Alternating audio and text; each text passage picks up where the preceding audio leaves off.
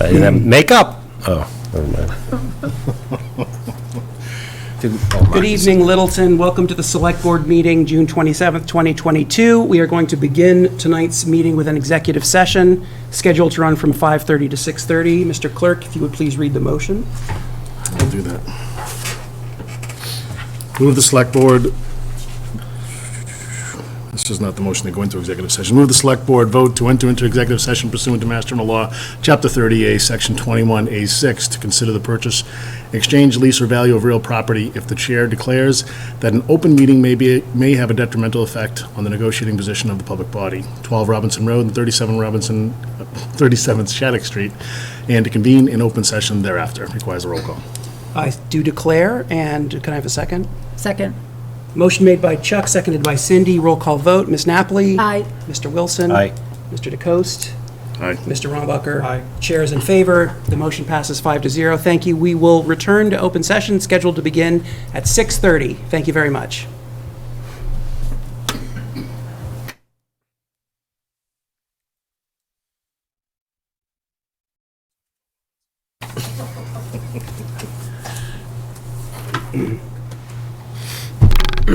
Good evening, Littleton. We are back from executive session to begin our open session on June 27th, 2022. We will begin as usual with the Pledge of Allegiance. Mr. Clerk, if you would lead us off. I pledge Allegiance to the flag of the United States of America and to the republic for which it stands, one nation, under God, indivisible, with liberty and justice for all.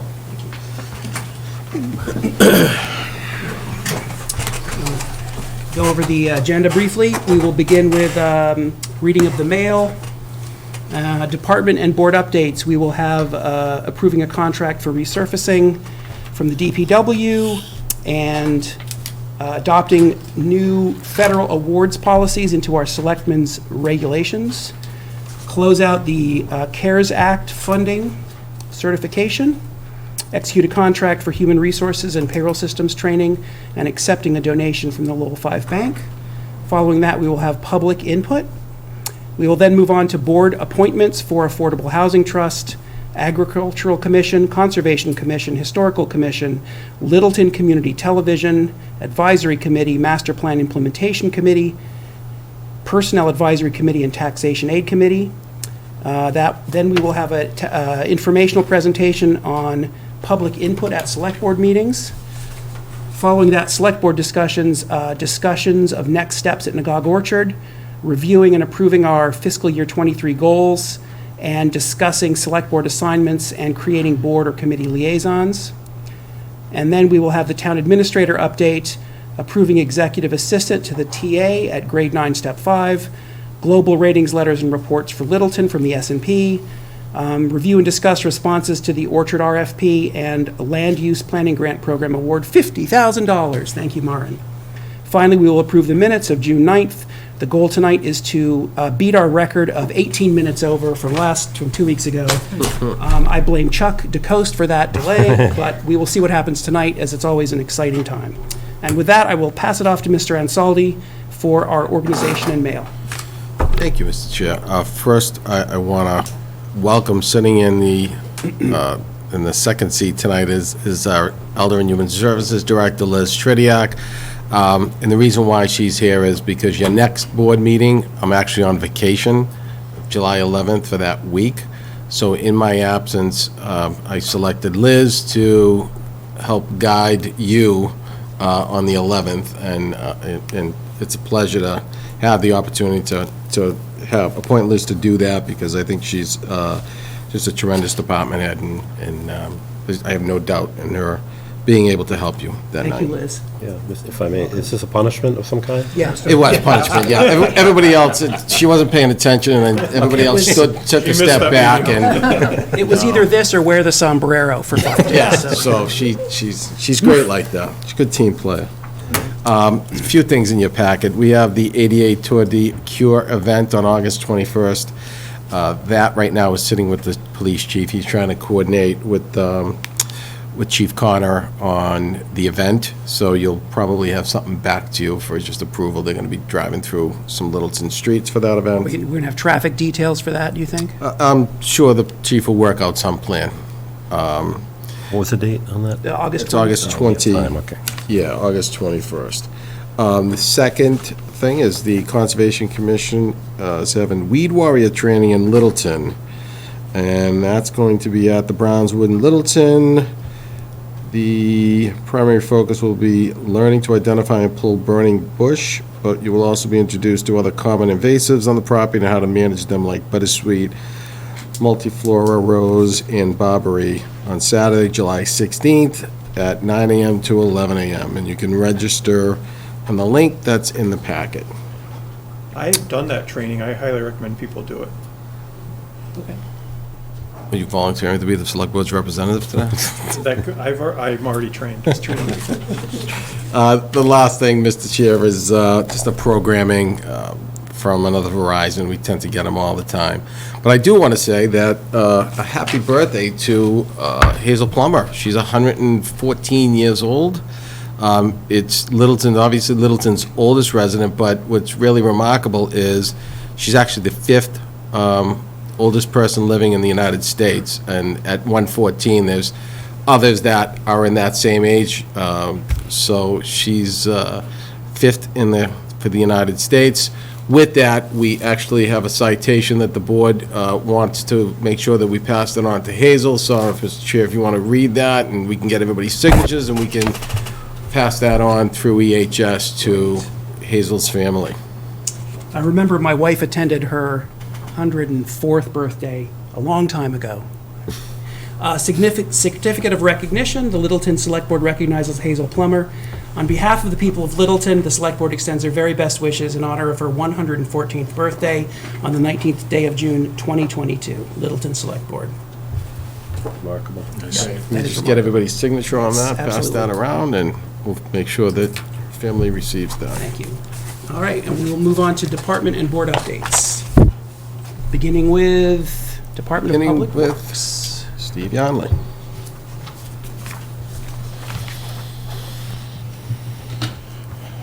Thank you and good evening. Stephen Yonley, Director of Public Works. Just here, if you remember, about 5 or 6 weeks ago, I was before the board doing a presentation on kind of the first round of summer work. Beginning of the month, on June 1st, we opened advertised bids for the pavement preservation work, which is the crack sealing and the cape sealing, micro-surfacing type of work. We received one bid from Indus. I forget the amount. Let me look real quick. Indus is 362. 362, yep, 090. 090. They were the only bidder. And then a week later, on June 8th, we opened bids for the milling and overlaying work. We received 6 bids for that work. Low bid was Newport Construction out of Nashua for $191,945. And just looking for confirmation from the board on those bids. Does the board have any questions on these contracts? I have one simple question. I just had this done to our private road in Littleton. Are we required to take the lowest bid, or is this something that you look at? We are required to take the Yeah, lowest because bid. these are advertised for bids, so. All right, thank you. That's all I have. Great. So I guess if there's no more discussion, we could have a motion. Move the Select Board vote to authorize the Town Administrator to sign the contract for resurfacing and related work to Newport Construction in the amount of $191,945, and move that the Select Board vote to authorize the Town Administrator to sign the contract for pavement preservation and related work to Seal Coating, Inc., DBA Indus, in the amount of $362,090. Second. Motion has been made by Chuck, seconded by Cindy. All those in favor, please signify by saying aye. Aye. Aye. The motion passes 5-0. Thank you very much. Thanks, Steve. Finance Department. I'm going to take that. Alicia was not feeling well. Oh, Sean's here too? Were you, Well, I'll take it as far as, and then if Sean needs to jump in. Thank you. oh, we made him stay, so I figured. Well, he's got something else in there, so. So what this is because we have federal awards with the ARPA grant and so forth, we needed a policy to address spending federal monies. It was lacking in our rules and regulations, so Alicia drafted the policy that we would insert in the rules and regulations of the select board, which completely, that's another whole story for another day, that we need to work on that, but that's been identified as on our goals, and I will certainly start working on that as soon as we get the assistant in here. And it said in our packet that these had been vetted by, tell me who they were vetted by, Alicia. I'm looking for the email now. In compliance with the federal. She would have run it through our CPA, is it Melanson? Yes. Yeah, and then Roselli's the new one. Roselli. She would have, right, Roselli, thank you. Very good. Is there any comment or discussion on these policies? I mean, as long as it's passes muster with our accountants. Yeah, it's just kind of, it seems backwards, that's all, that we're not seeing it, the draft, and then doing it all at once, just, that's all. Well, the draft was in your packet, right?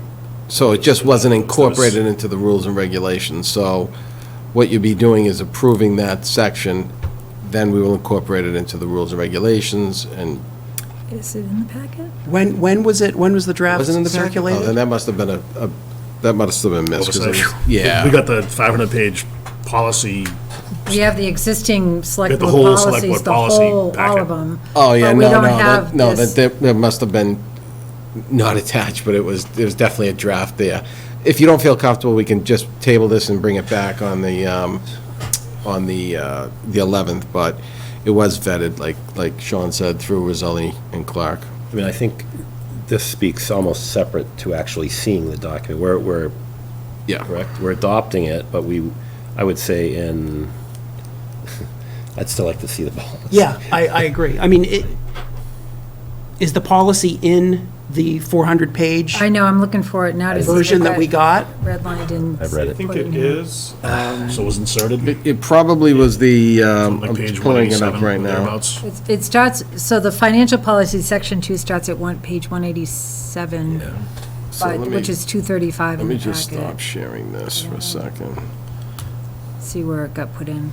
All right, so it's right, actually, I mean, if you just have a copy of it that we. it's right Yeah, you here. can pull it up on the So it screen. would have, it should have been in your packet, and it should have been the last 22 pages of that included, of the policies. So it shouldn't have taken you to review 200 pages before that. This is just an oversight. You were supposed to originally just see the front copy, the table of contents on our existing policy and where it was going to be inserted. So you probably should have only seen 3 pages of our existing to show where it was going to be, and then the 22 pages, because this is the meat and potato. But it's up here, and not that you can scan this now. Yeah, so but- I would rather be able to read through it. Sure. I don't have any doubt that it's been vetted, but I don't even know what it says. And Yeah. right now, I'm scanning through the pages, and I don't even see where it is. Yep. Oh, there it is. I see federal grant policies and procedures, okay. That's my bad. That's where I got confused, because there's a section 2 that says financial policies, and I wasn't sure if it was straight on Yeah, that. so I Right, think, that's Or on the where, federal grant policies. yeah, so- this, yeah. let's do it Let's next. table that so you have a chance to review just that Okay, 22 thank you. pages, and I know that you read the other 200, and we appreciate you reviewing all I those. did. I know you did, yeah. A lot of edits, by the way. A lot of edits, yeah, tons of edits we have in that, but, yeah, that's fine, we'll table that to the next Okay, time. thank you. All right. CARES Act closeout certification? It's just what it is, it's the closeout of the certification for the CARES Act, so it just has to be, the board authorize the chair to execute the closeout notice. And then, nothing further to add on that, right? Okay, Joe?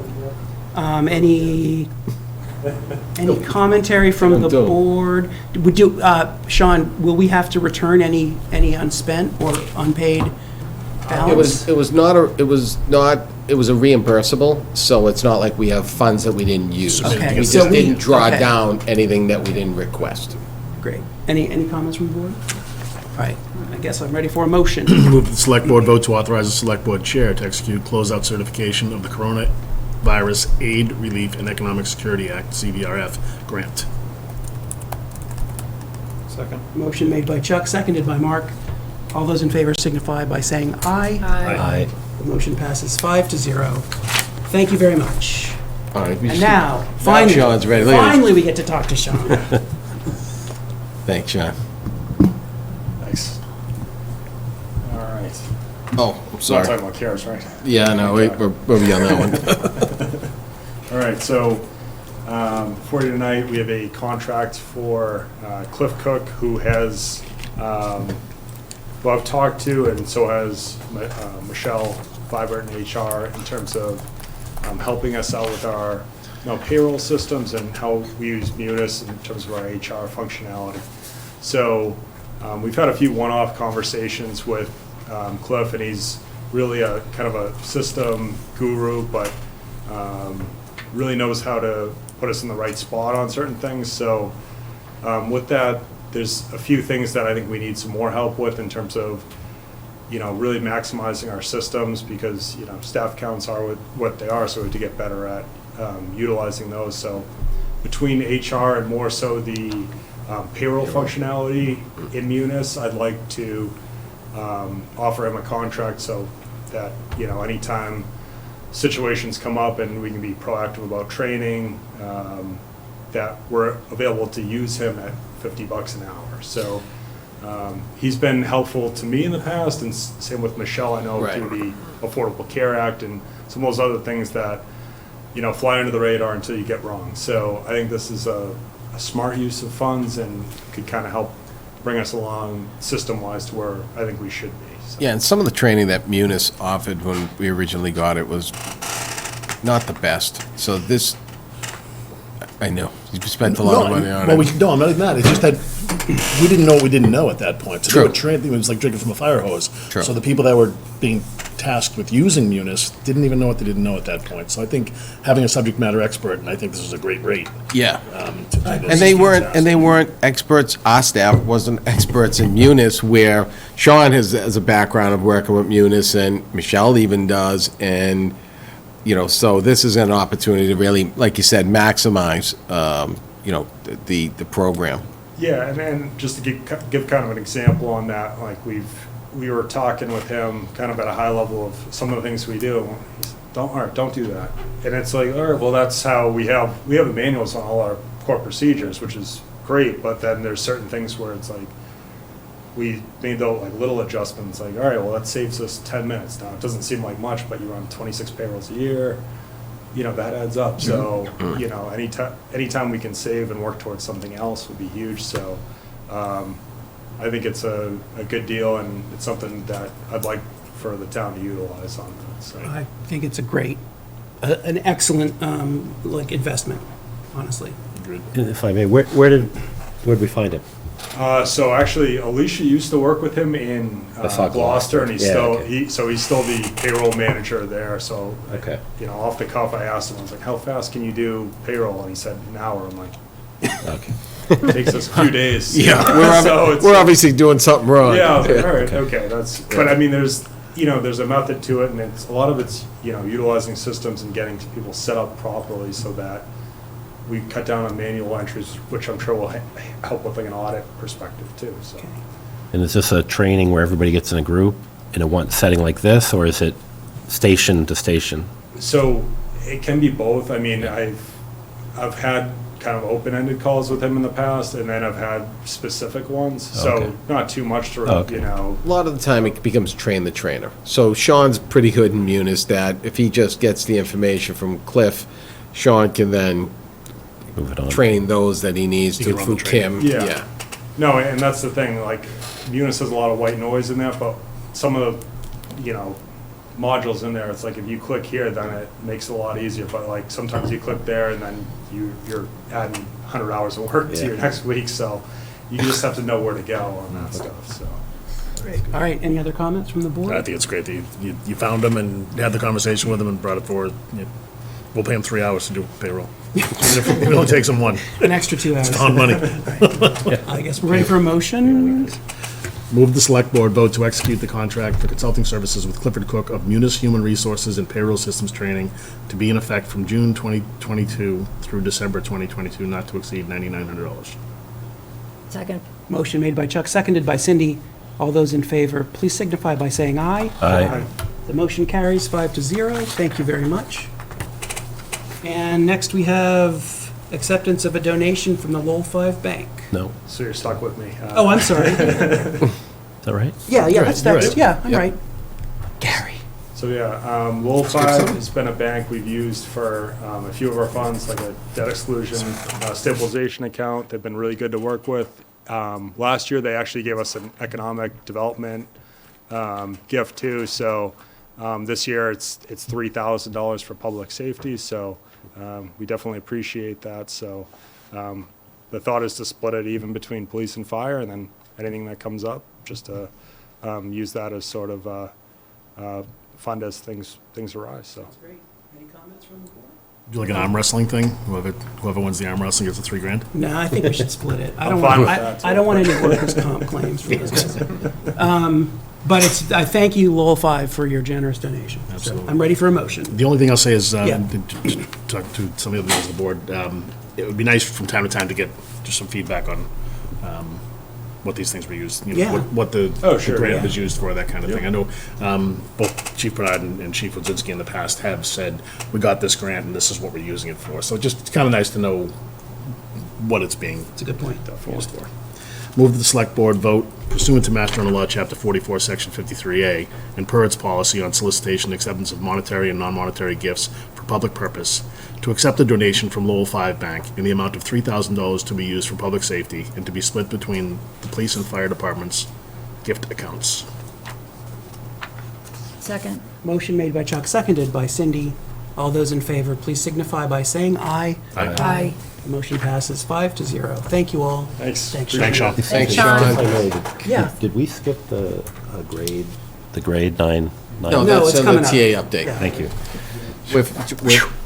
We are 5 minutes early. I don't know, so We're fine. We're good. 5 minutes early. Yeah, I know. Don't jinx it. I know.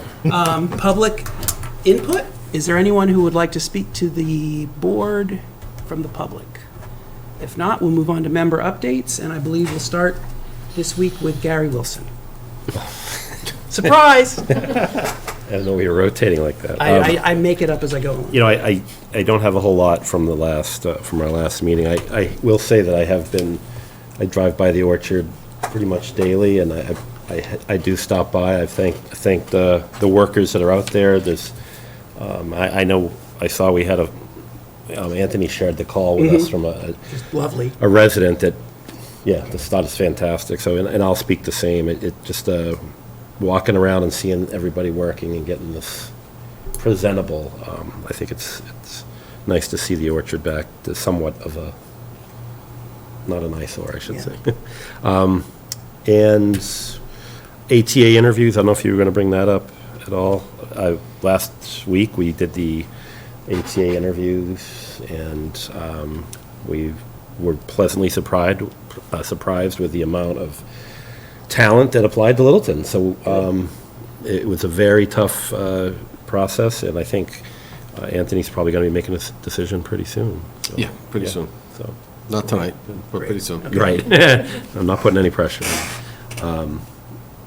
That's it. I had some goat talk. We can talk about that later, though. Do you have anything, Ms. Napoli? The only thing I have is, maybe residents have noticed, and the board's noticed, that the World War I monument restoration project's coming along very nicely. Thank you to Paul Banjoni and his team. They should be done with that project shortly, if not by the end of this week. great. Maybe early next week. Yeah, so I'm really excited about that. So the only other component to that restoration project is the medallions that are actually on the monument. And I just need to follow up with the vendor that Joe Layden had contacted to do that work and to see when we can expect that piece of it to be done. But it looks really great. I'm really excited about it. I've driven by several times and felt really bad for those gentlemen The rain. running wheelbarrow loads of gravel around in the heat, but Right? thank them. Yeah. That's good. Mark, do you have anything? I will just say that Gary, Anthony, and I were at Third Thursday a few weeks ago. Thank you for not stealing that one, Gary. It was very well attended and a lot of fun, so looking forward to the next one. Mr. DeCoste? Yeah, I'll echo what Mr. Wilson said about the orchard. It is great to see, just a buzz up there. And, people are starting to talk about it and starting to, hear about some activity up there, so that's kind of neat. And, thank you to all those that are participating in that. Down that same vein, Park and Rec has had a lot on their shoulders. They just kicked off Camp T last week, so I just want to, hats off to those folks, and they've really, it's kind of, again, drinking from the fire hose when everything hits at once, so just want to say thank you to Alicia and Tim and the whole crew for kicking that off and getting everything running smoothly. Had an EDC meeting last week. We did reorganize. Good. I wouldn't take a motion until there was a motion for somebody else as the chair. So we did reorganize. John Bergeron is now the chair of the Economic Development Committee. Shannon McNulty agreed to be the vice chair, and Ray Nash is the clerk. We got a lot accomplished. We had all the members. There's one member that moved out of town, which is I had requested that we trim that down to 7 members. We did add an 8th member last year when people were applying, just because we had multiple applicants and we could. So I would ask that at a future meeting, we do trim it back to 7, because we do have 7 active members that are really productive. And it's just exciting to get that started up again. There's a lot going on, and there's a lot of calls to action for each member of the committee, and it's just wanted to give that update to the board. My only update is I had a text conversation with Mr. Sanders on Father's Day, and then Anthony forwarded a photo of him meeting with Governor Baker. I think he was advocating for funding for Littleton for development, and I just wanted to thank him for his just nonstop advocacy for his community, and I think the world would be a better place if more people did what he did, and I really appreciate him. Absolutely, yeah. All right. We will move on now to appointments. Affordable Housing Trust. All right, so this was tabled from the last meeting. We have 3 applicants, if you remember. I was ready to appoint somebody, and then the discussion, there was a discussion about 3 members of the planning board on the committee, so it was tabled to tonight to make appointments.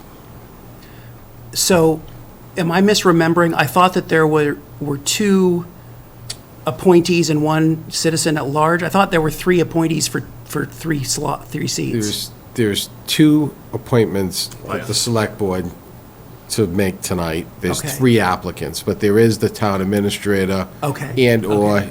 his or her designee. Okay, got it. Which, like I said last time, before the discussion, I was ready to appoint Anna, but then the whole discussion broke out about Got it. planning board and quorums and so forth, so that's why it was tabled till tonight. Thank you. So if we have had time to digest this and discuss, shall we begin with a discussion on, the merits of having 3 planning board members on the Affordable Housing Trust? Because I think that's the issue at hand primarily. So I'll start. I have no problem having 3 members of the planning board on it if there's no legal ramifications for doing so. Did we figure out whether there are any legal problems? Though I believe there's just guidance Yeah, that it was it's just guidance. It's not discouraged. good practice, but it's not illegal. It's not illegal, as long as we post. Okay. So I don't see where having a quorum, we just appointed like the Shaker Lane Committee, and we put 1 under a quorum of PMBC members. There's 1 under a quorum of select board members on this. I think that saying over and under a quorum is kind of arbitrary in my mind on where you're drawing the line. If you wanted to restrict these committees so that they had only 1 representative from a planning board or a select board or something like that, I think that is fair, but to say that we can't appoint someone because of a quorum is not. We have 3 applicants for 3 slots. No one else is lining up to take the spot, so. Thank you. Mr. DeCoste? I'd use the same argument for the reasons that we didn't want to have any one of us being the chair of any boards or commissions. I just think it's not good practice, and it just, whether it's optics or reality, you have other citizens at large that are serving on any board or commission, whether it's an intimidation factor or, perception of reality. Someone's perception is the reality. I just don't think it's good practice for us to have 3 members of another elected regulatory board to be present on the Affordable Housing Trust. I think the planning board should have the conversation and determine which 2 of their members should be on there. And it shouldn't fall on us or Anthony to have to make that tough decision, because I think all three of them add value, but I don't think that, although we only have 3 applicants, I don't think that we should appoint 3 members of any board or commission to another board or commission. Okay. Mr. Wilson? Yeah, I'm kind of aligned a little more with Mark on this one. I think it's a value added, the planning board, the fact that we have 3 members on there that want to be on this, I look at it as a value added, not a detriment. Knowing that I would, if there was really a problem legally, I would go as far as say, let's expand the size of the board, make it larger so we can have 3 members of the planning board. They still have the quorum of the planning board. So, I just don't, unless they're voting on planning board things, I don't think the quorum really, it doesn't really matter to me. Like I said, we have 3 volunteers to be on this board, and it's a very important board that does great things for the community. And I think planning, just the fact that we have members that are so involved in the community, speaking to those 3, I think it would be a value added to that. Okay. Ms. Napoli? Sure. So just to clarify, it's a statutory board, so we're limited on the number of members to the committee, just so Okay, that you know. thank Yeah, we can't just arbitrarily expand it. I just am concerned about conversations taking place at a planning board meeting that involve affordable housing components, and then having those conversations transferred over to the Affordable Housing Trust, where the planning board's already made a decision, they voted on something, or their 3 members have made whatever that decision may be, and then that gets carried over to the Affordable Housing Trust in some shape or form.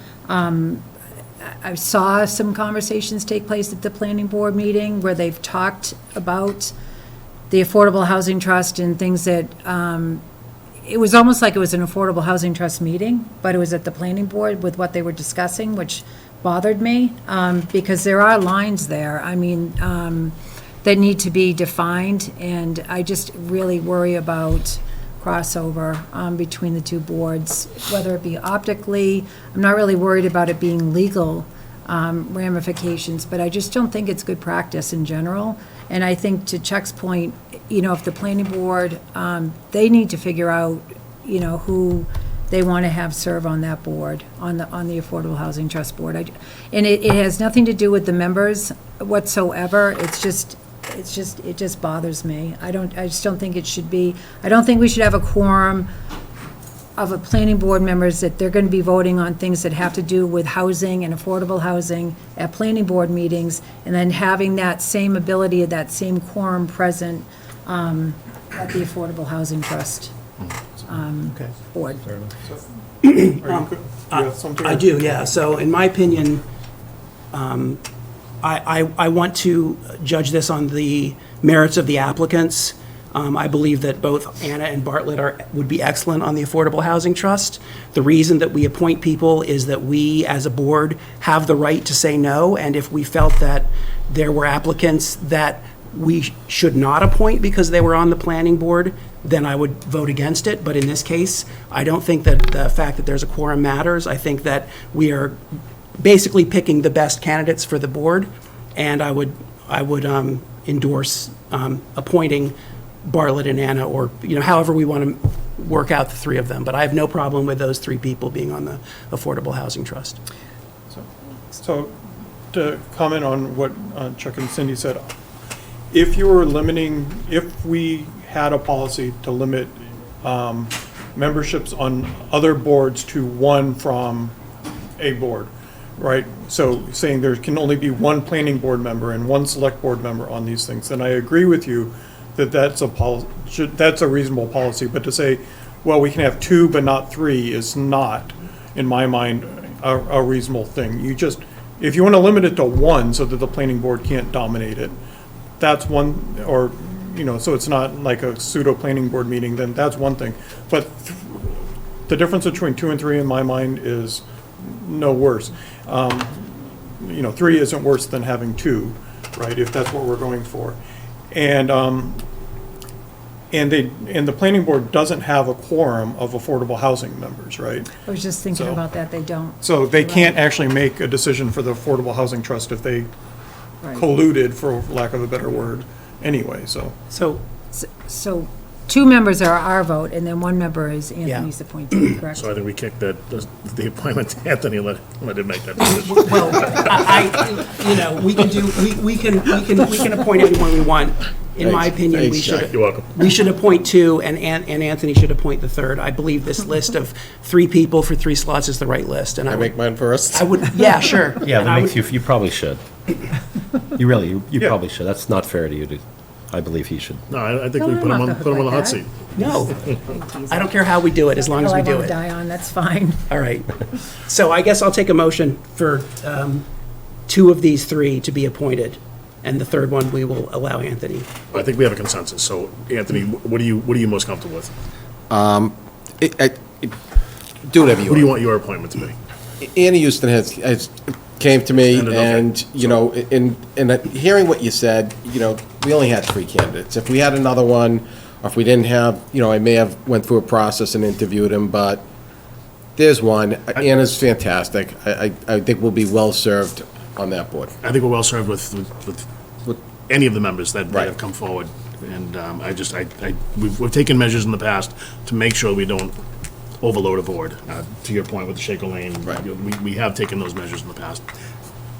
I hear the board, I got the consensus. so And mine's a one-year appointment, so if And it then- didn't I work, do then- still feel as though the planning board should, sounds like Anna and Bartlett are both gonna get on, Mark's already on there. I think the planning board should kind of, not get the house in order, but just make that determination. Might be best if we just did too. And to that end, we don't have another applicant, so we should do some recruiting and try to see if there are some other folks that are interested. And maybe they can be someone in training that can sit in on those meetings and And come up use to this year speed. as evaluating. Yeah, absolutely. It's mine's a one-year appointment. If at some point it doesn't really work out, then Pressure's So, on so, Anna. so before the motion. Yeah, oh, sorry. No, go And to ahead. that point, so the advertisement for this board, I noticed, it didn't mention that the town administrator's appointee was a vacancy. correct. And so is it not supposed to include that? Because it kind of seemed like there was only 2 seats, and people are looking at it, they might be like, well, there's 2 seats and there's 3 applicants, I'm not going to put my name in. You know Well, what? it was already closed before the name of the applicants was even public, because that wasn't public till the last meeting. So Yeah. nobody would have known, just like any other committee, so there could have been 6 people that put in for the 2 spots, but Right. that's all we got. So what I was, depending on what we got, if we didn't get enough, and we only got 2, and you made the 2, and we still needed somebody, I would have, either did it myself and went out another night, or I would have advertised on the website and said, I'm looking for somebody to take And I that. guess that's my point, should we have advertised that initially as part of the original advertisement? or I don't does it think it's matter? necessary, in my opinion, because we advertised it, we had positions, we could have had, we've had upwards of Okay. greater than the number. Yeah, I was just so- thinking procedurally, if we Yeah, should no, I disclose feel that or very not. comfortable This moving is forward. this is an annual, these are open. All our boards are open to apply for Anytime throughout the whole there's an year. opening. Anytime there's an Yeah. You just check expiration. off or- all yeah. the boards. yeah. Right. So Expiration before the reservation. motion, actually, I know all 3 applicants are here, and we should invite them up. If they would like to speak, it's completely optional. If not, we'll go to the motion. No? Going once? Oh. I'd like to introduce myself. Better come to the mic. Good evening, everyone. Good evening, Anna Littleton. I'm Angus Michaels. I'm a candidate for tonight's vote. I've served on the Affordable Housing Trust for the past over 3 years, and my interest has been the preservation of action on the elderly. And this goes to my background. I'm a physician. I'm also a gerontologist, and I'm a business professional with an MBA degree. So in my day-to-day work, I work for the elderly. And so giving back is what I do with the town of Littleton. We have worked closely in this board trust over the last several years, and I want to say that most of the things we have accomplished have created generous and increased enthusiasm in the public for the actions of the Affordable Housing Trust. Our meetings now are attended by members of the public. When we started, it wasn't that way. So I think that splitting up this board will not be in the interest of the town of Littleton. We have worked closely, cooperatively. We've brought subject matter experts to educate the members of the trust in the actions that we take in order to promote and preserve the lives of the aging as they continue to age here in Littleton. I believe that my co-members on the trust will now understand the concept of aging in place due to some of the actions that I've taken, which is bringing in subject matter experts to educate us on the matter. I do believe that diluting the trust with members of another board will be to create a groupthink that's not necessary to the interest of the town. It is a dilution of the trust that the town has given to the people to freely choose the people who will be determining the course of action of their lives going forward. So I do believe that this action to create a groupthink rubber stamp is not in the interest of the trust. Thank you. Thank you. Thank you, Mr. Michaels. Thank you for your volunteer. All right, I'm ready for a motion. Okay.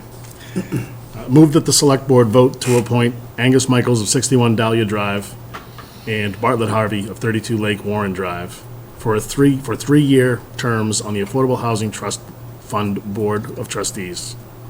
That's weird. Expiring June 30th, 2025. Second. Motion has been made by Chuck, seconded by Cindy. All those in favor, please signify by saying aye. Aye. The motion carries 5-0. Thank you very much. If you don't mind, Mr. Chair, I just want to notify you, the board, that I'm going to appoint Annie Houston to represent the town administrator. Thank you very much, Mr. Town And you'll need to get Administrator. sworn in, as well as Angus Bartlett again at the town clerk's office. Thank you all. Thank you. Thank you for your service. Thank you all for volunteering. All right. Agricultural Commission. Okay, Mr. Chair, we have, you have 2 farmers and 1 citizen at large, 3 appointments. You have 4 individuals that have put in for it. Applicants, I see some are here. The Ag Commission Chair hasn't had an opportunity, and he's here as well, to meet. And he did ask if the board would consider rescheduling the appointments to July 11th, so they have an opportunity to discuss the applicants. Is that fair to say? Yeah, I mean, absolutely. We should get the board's input. Yeah, I absolutely. believe we should hold this off for 2 Okay, weeks. so then we would look at, we'll table this. Agreed. I agree with that. Do we want to allow them to talk now so that they don't have to come back to the July 11th meeting, or do we, Well, if we have. ones that the- are here? I mean, Normally, the AgCom would vet the candidates and come back with a recommendation. Then we would let the candidates know that, based on the recommendation of the AgCom, this is who they are presenting to go forward. You're more than welcome to come on the 11th to Okay. make your case, but it's, normally the board tends to go with the recommendation of the board that's in question. Just You set up okay with that? okay. All right. Okay, Thank you. excellent. Next, we have Next, we have Conservation. Conservation Commission. We have 2 annual reappointments for the board to make this evening. We have 2 applicants, Kyle Maxfield and Andrew Samarco. Are those applicants here, and if they are, do they wish to speak? I don't have much to say, but I look forward to serving for another 3-year term, and I thank you for your consideration. Thank you. And that was Andrew Samarco. Any other comments? Identify himself. Oh, Yeah. that was Andrew San Marco. 207 Goldsmith Street. All right. I'm ready for a motion, Mr. Clerk. Okay, move that the select board vote to appoint Kyle Maxfield of 181 Mill Road and Andrew Samarco from 207 Goldsmith Street for a 3-year term on the Conservation Commission expiring June 30th, 2025. Second. A motion has been made by Chuck, seconded by Cindy. All those in favor, please signify by saying aye. Aye. The motion carries 5-0. Thank you very much. Mr. Chair, we have the Historical Commission. We have 2 appointments for the board to make this evening, and we had 2 applicants, Donna White and John Ledger. Are those applicants here, and if so, do they wish to speak? If not, we'll go to a motion, I suppose. Unless there's any board discussion? Move that the Select Board vote to appoint Donna White, 5 Hartwell Avenue, and John P. Ledger, 305 King Street, for a 3-year term on the Historical Commission expiring June 30th, 2025. Second. Motion made by Chuck, seconded by Cindy. All those in favor, please signify by saying aye. Aye. The motion carries 5-0. Thank you. Next up is the Littleton Community Television Advisory Committee, LCTV's Advisory Committee. We actually have 3 positions that are open. Unfortunately, we only have 1 applicant, in Barbara McCrae. And this is one of those where we're going to put at the beginning of every meeting going forward what the vacancies are, so we can continue to try to push for some of these boards to be fully staffed. I don't see Ms. McCrae here, so I guess I'm ready for a motion, unless there's board discussion. I have a question. Yeah. So, both Barbara and Alan are on the board. We're not concerned about that. If we're concerned about other boards having quorums of members, we have 2 in the household out of, they're almost a quorum on the LCTV. And I'm not opposed to it's not anything against Barbara. I'm fine with this. It just seems like if the one is a policy problem or not, is this one not falling on the same Maybe lines? if it was a regulatory board instead of an advisory board, I might be more concerned about it. Really? Yeah, last year. That wasn't necessarily up to me, I'm just saying. It's rabble rousing. You ready for a motion? I don't have any comment on that. Yes, yeah, Mr. The only comment I have. That's a good point. Are Select Board members allowed to be on this board, on this committee? Do you know? I'm not going to vote for you. I'm not, no, I'm just curious, because it's an interesting committee. I could double check it, but see no reason why not. Okay, Because it's I'll not, broach it's not an that. elected I mean, you've got board. 2 open seats, and it's, Well, that's not even, when I was on school committee, I didn't have to resign my school committee seat in order to become a member of the Board of Selectmen, so I can't see any reason why you wouldn't Yeah. have to. yeah, okay. Okay, all right, I'm ready for a motion. We can get an answer on that, yeah. Move that Select Board vote to appoint Barbara McCrae, 14 Coughlin Road, for a 3-year term on the Littleton Community Television LCTV Advisory Committee expiring June 30th, 2025. Second. Motion made by Chuck, seconded by Mark. All those in favor, please signify by saying aye. Aye. Motion carries 5-0. Thank you. Mr. Chair, the next committee is the Master Plan Implementation Committee. You had 1 appointment, but unfortunately, we didn't have any applicants, so we'll try again and to advertise that. If I may, Mr. Chair, does Mr. Leibowitz know that his term has expired? All sitting committee members are notified that their term's expiring and that if they wish to re-up, then to... Yeah, I'm surprised he didn't. Okay. Thanks. Okay. Personnel Advisory Committee? He's watching, he's interested. We're still taking applications. Oh, sorry. That's okay. Personnel Advisory. You know. Personnel Advisory Committee, this was a committee that was formed last year by the Select Board. We have 1 annual reappointment. The person that was sitting in that 1-year term last year was Bill Schmidt. And you have actually 2 applicants for this committee to make 1 appointment, and that would be for a 3-year term, Bill Schmidt and Sanjay Gowda. And I don't believe either of them are here. Yes, Oh, Mr. sorry. Schmidt is here. I beg your pardon. Would you like to speak to the board at all on this? Yeah, might as well. Okay. One hour of fame. Please try to limit your comments to less than 1 hour. Much less than 1 hour. Okay. Thank you. Yeah, Bill Schmidt. I've got extensive municipal and government experience, and I think I've served on the Personnel Advisory Board for several terms. I think I bring a lot in the area of job evaluation, wage and salary administration, compensation, and overall HR generalist background. I was director of personnel or human resources at the town of Arlington. I was an HR consultant for the city of Worcester, town of Newton, Waterford, Connecticut, Chester, Pennsylvania, and several others. I've also been an HR consultant for the federal government, district courts in Boston, and Department of Transportation. So I think with my background in job evaluation and being the resident expert in the town's current job evaluation system, that I'd be a good incumbent to be reappointed. Thank you. Thank you. Mr. Chair, if I Yes. could just add, well, this is an advisory committee for the Human Resources Director. I just want to echo what Mr. Schmidt said. He is a valuable asset to Michelle, and especially with during this transition. So I just wanted to share that with the Thank board. you. Any comments from the board? Yeah, I've just got some brief comments. Just, I think that it took some time for us to transition from the Personnel Board to the Advisory Commission, so there was some time that, no fault of the folks that we appointed and 3 members of the Advisory Committee, so I think that it makes sense for us to reappoint Mr. Schmidt. Any other comments? I've worked with Bill on the Personnel Committee, and I can speak to everything he just said. Okay. His professionalism and his classification expertise and compensation are unmatched. Great. So I think the pleasure of the board is that we have a motion to appoint Mr. Schmidt. Move the Select Board vote to appoint William Schmidt for Kimlock Street for a 3-year term on the Personnel Advisory Committee expiring June 30th, 2025. Second. Motion made by Chuck, seconded by Gary. All those in favor, please signify by saying aye. Aye. Aye. Motion carries 5-0. Thank you very much. Thank you. Please get sworn in. Again. Thank you. Again. Again.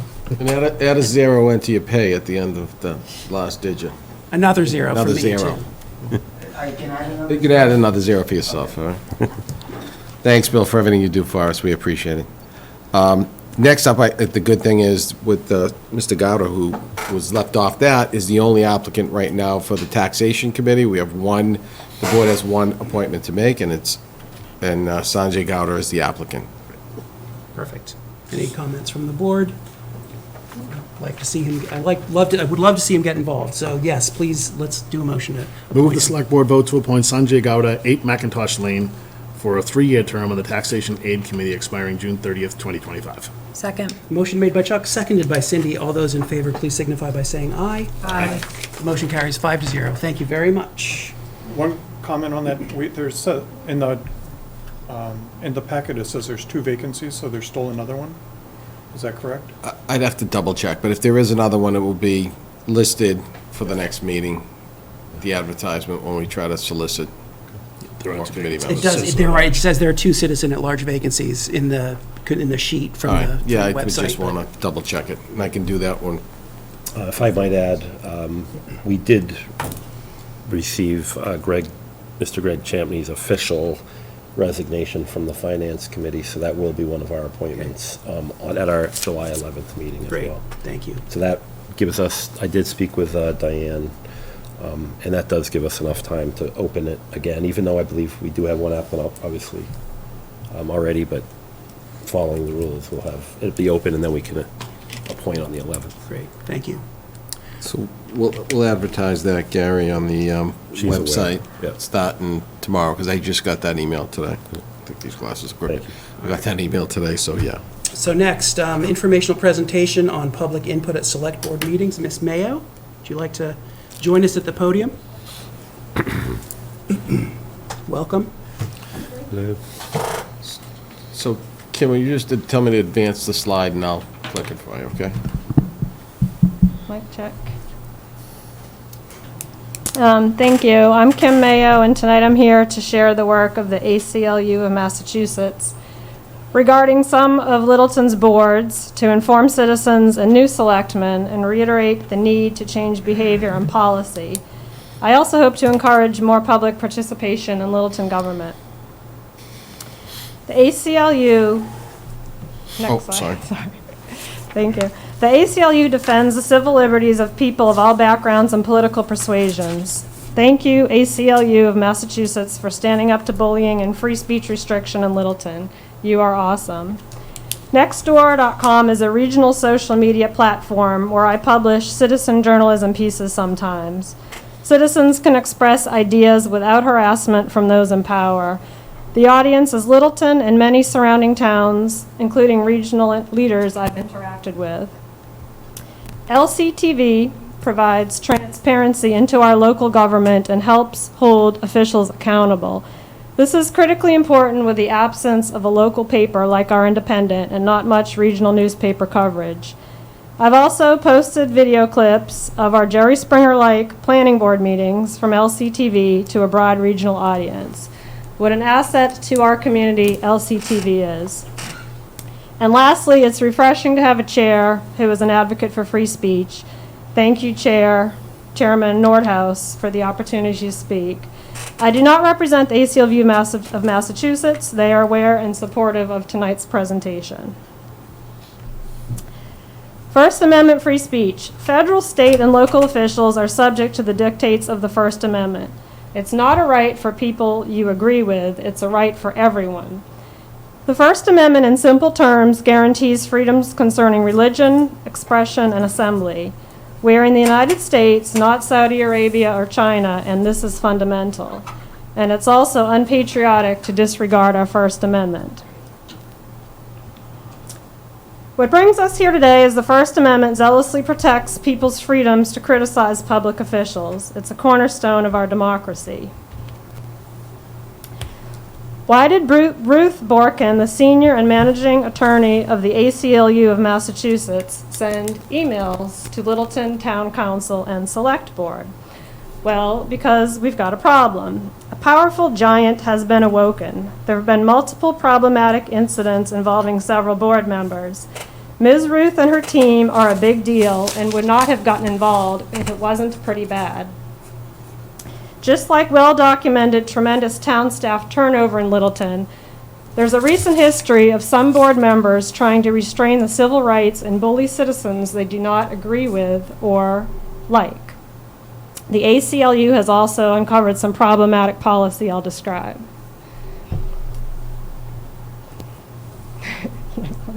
No inappropriate context-based distinctions when the public is speaking. That is a big no-no. An example happened when we spoke out against an unwanted development near our property. We've never used profanity, raised our voices, or made threats, yet this happened involving several board members in various meetings. We also saw town clerk face retaliation following her use of protected free speech and public input. Also, Selectman Chuck DeCoste was aggressive towards me several times, then winked and raised his eyebrows at a female speaker in public input on April 25th, shortly after the 16-minute mark, captured on LCTV. He also called a woman emotional who filed an open meeting law complaint, a description I'm not sure he would have used with a man. These are not best practices. All have a right to speak without interruption, harassment, or content-based distinction, and I also remind everyone of our code of conduct and ethics for town officials. In Ruth Borkin's words, let me read one of her emails, which are available by public record request. Third, as to other entities not having policies that clearly state the overall length of public comment, the amount of time allotted per person, and the clarity that no one should be denied their allotted time based on the content or viewpoint being expressed on a matter in the body's jurisdiction, creates a situation in which a chair may, whether advertently or not, engage in inappropriate content-based distinctions. Indeed, as you may have surmised in receiving our request, we have heard expressions of concern from some in Littleton that this has in fact occurred on some occasions.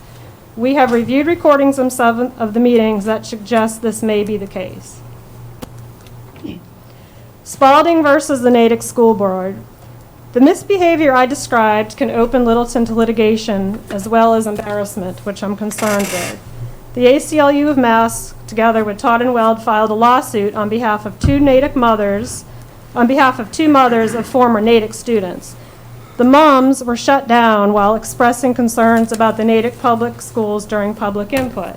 In 2019, the ACLU of Mass announced a settlement had been reached with the Natick School Committee. They adopted new policy. The committee chair will not be allowed to interrupt speakers except when they exceed their time or engage in speech not protected by the Constitution. And there were also other terms under that settlement.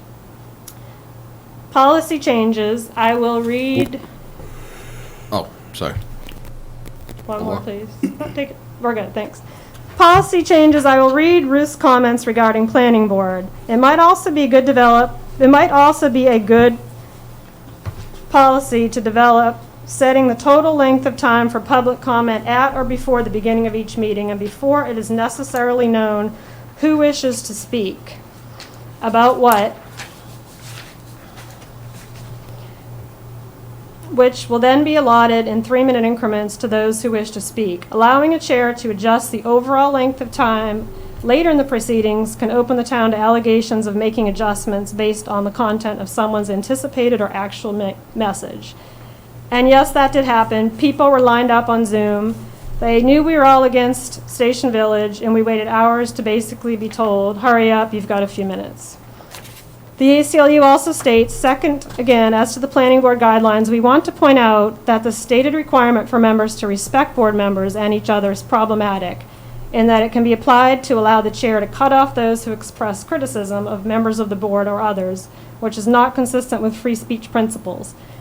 A request for all speakers to be respectful is one thing, but making respect a requirement raises free speech issues.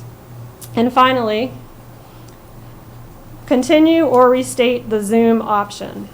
We use Zoom during the worst of the pandemic, and having a hybrid select meeting will make it accessible to those with disabilities, the ACLU tells us, and I agree. My late grandmother had polio, and she was in a wheelchair. She couldn't easily hop in a car or ride a bike to a meeting. Disabled persons should be given the ability to participate. Also, stay-at-home moms or working professionals who can't travel, or professionals who might be on travel, can't easily attend select board meetings. Another reason is selectmen can vote for now over Zoom per the Attorney General's office. That may change, but for now they can. I forwarded an email from the Director of Open Government to Matthew and Anthony from the Attorney General's office. The Robinson Road vote was locked 2-2 and it had to be deferred. If hybrid was an option, the select board members could be conferenced in, which is more efficient. Instead, another meeting was scheduled. So Zoom is key for accessibility for the public, and we should all be sensitive to those with disabilities. And finally, my last slide, my conclusions. The people have spoken loud and clear. Mark and Gary crushed it and won decisively. We have a new chairman. We are entering a positive new era of hope and healing in our town government.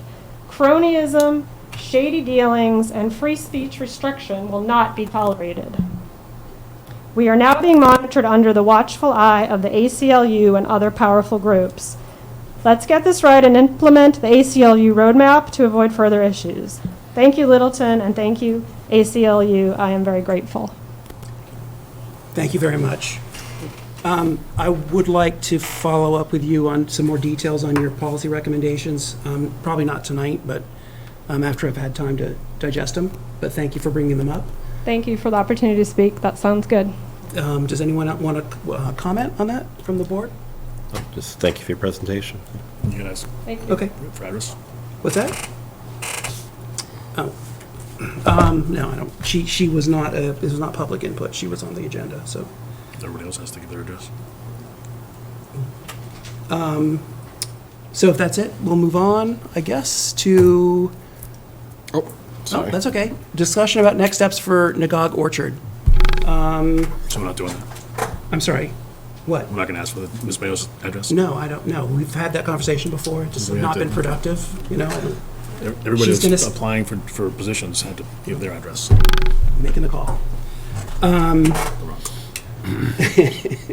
Okay, so next steps for Nagog Orchard. So Ms. Napoli brought a list up at the, had a document at the last, was it the last meeting we had, where you brought up the list of It was, action yeah, items? the June, was it the 13th meeting? I don't remember, but anyway, so there are a couple things I wanted to cover.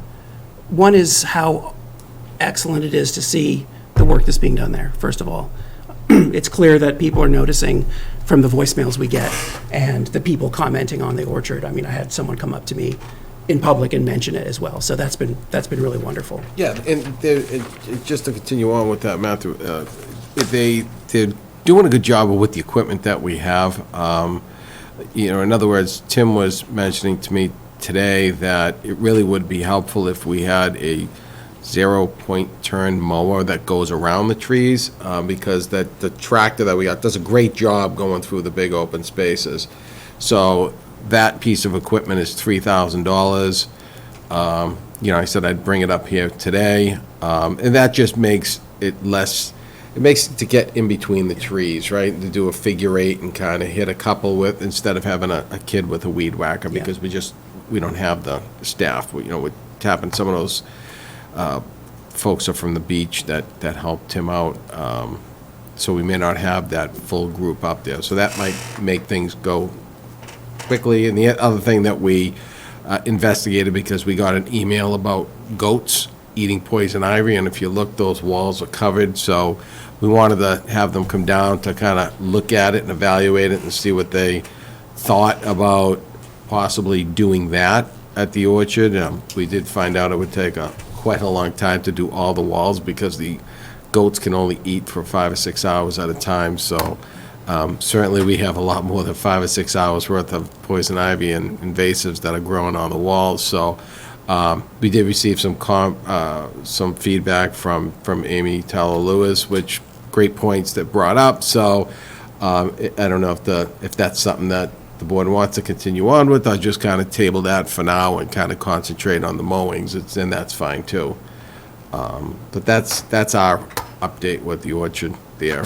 So I guess one thing that I wanted to address was, my recollection of the last meeting was that you had taken that list that Cindy made and said that you were going to talk to the staff about it and come back to us with recommendations or with a plan. But then, we heard about the goats and we heard about the dumpsters there without any discussions with us or with the orchard working group. So I wanted to just kind of clarify, I want to make sure everyone's in the loop, I guess. I don't think any of us or the orchard working group objects to the work that's being done. But the goats is a great example. I think if you had polled that working group before you took the meeting, Amy's concerns about that and mine, because when I was working with my wife at the farm, we had the goats, and, there were definitely issues with having them there. They weren't as effective as I think some people make them out to be. So can we agree on some kind of communication, or at least agree on who the lead is on making those calls tonight? Sure. Okay. However you want to proceed. We can wait every 2 weeks and have the board decide on certain purchases that we need to make, or you can entrust me with making some of the decisions if as far as at least getting quotes. We weren't going to proceed without goats without talking to the board. So, but there is things that come up with. The reason why we got dumpsters is because they were running over debris in the fields when the last occupant of the orchard just left debris everywhere. So as our tractor was going all over, it was chewing up hoses and all the stuff that needs to get picked up. So what we do is we just had to get a dumpster to at least put that stuff there. And then anything that's in the back, because the 2 refrigerator tractor trailers were moved, and that was the last thing that was okay for them to take. They did us a favor, certainly, by doing that. But there's other debris there that needs to be put somewhere. So we could just leave it in a pile, or we could get a dumpster. I thought, and using my judgment, that we just get a dumpster and put that in there. Like presented that way, that makes perfect sense, right? And then I think, but then there was a different discussion about let's say we need to make the call about what goes in the dumpster, right? Do we clean out the house first? And I know we've had this debate amongst ourselves, do we focus on the house? Do we focus on the barns, or just make sure the mowing's done? And I don't think even we agree on what the priority is. We were just looking at the orchard. We weren't looking at the house. I think Cindy brought that up in the last meeting as far as doing the house. Right now, our priority was to get the grass mowed and to get debris out of our way so we can mow that grass. Okay. So if I may, Mr. Chair. Yes, go ahead. So in the last meeting, I did put together a chart with action items pertaining to the orchard in order. Some were to be addressed immediately. I forget how I listed the categories, but I talked about things that we as a board agreed that we would take care of now. Other things that are pertaining to the orchard that could be put off. The mowing's great. Tim and you, Anthony, did a great job of bringing that together and getting that addressed. But we as a board decided on other action items that need to be addressed, and this was pertaining to the advice from town council.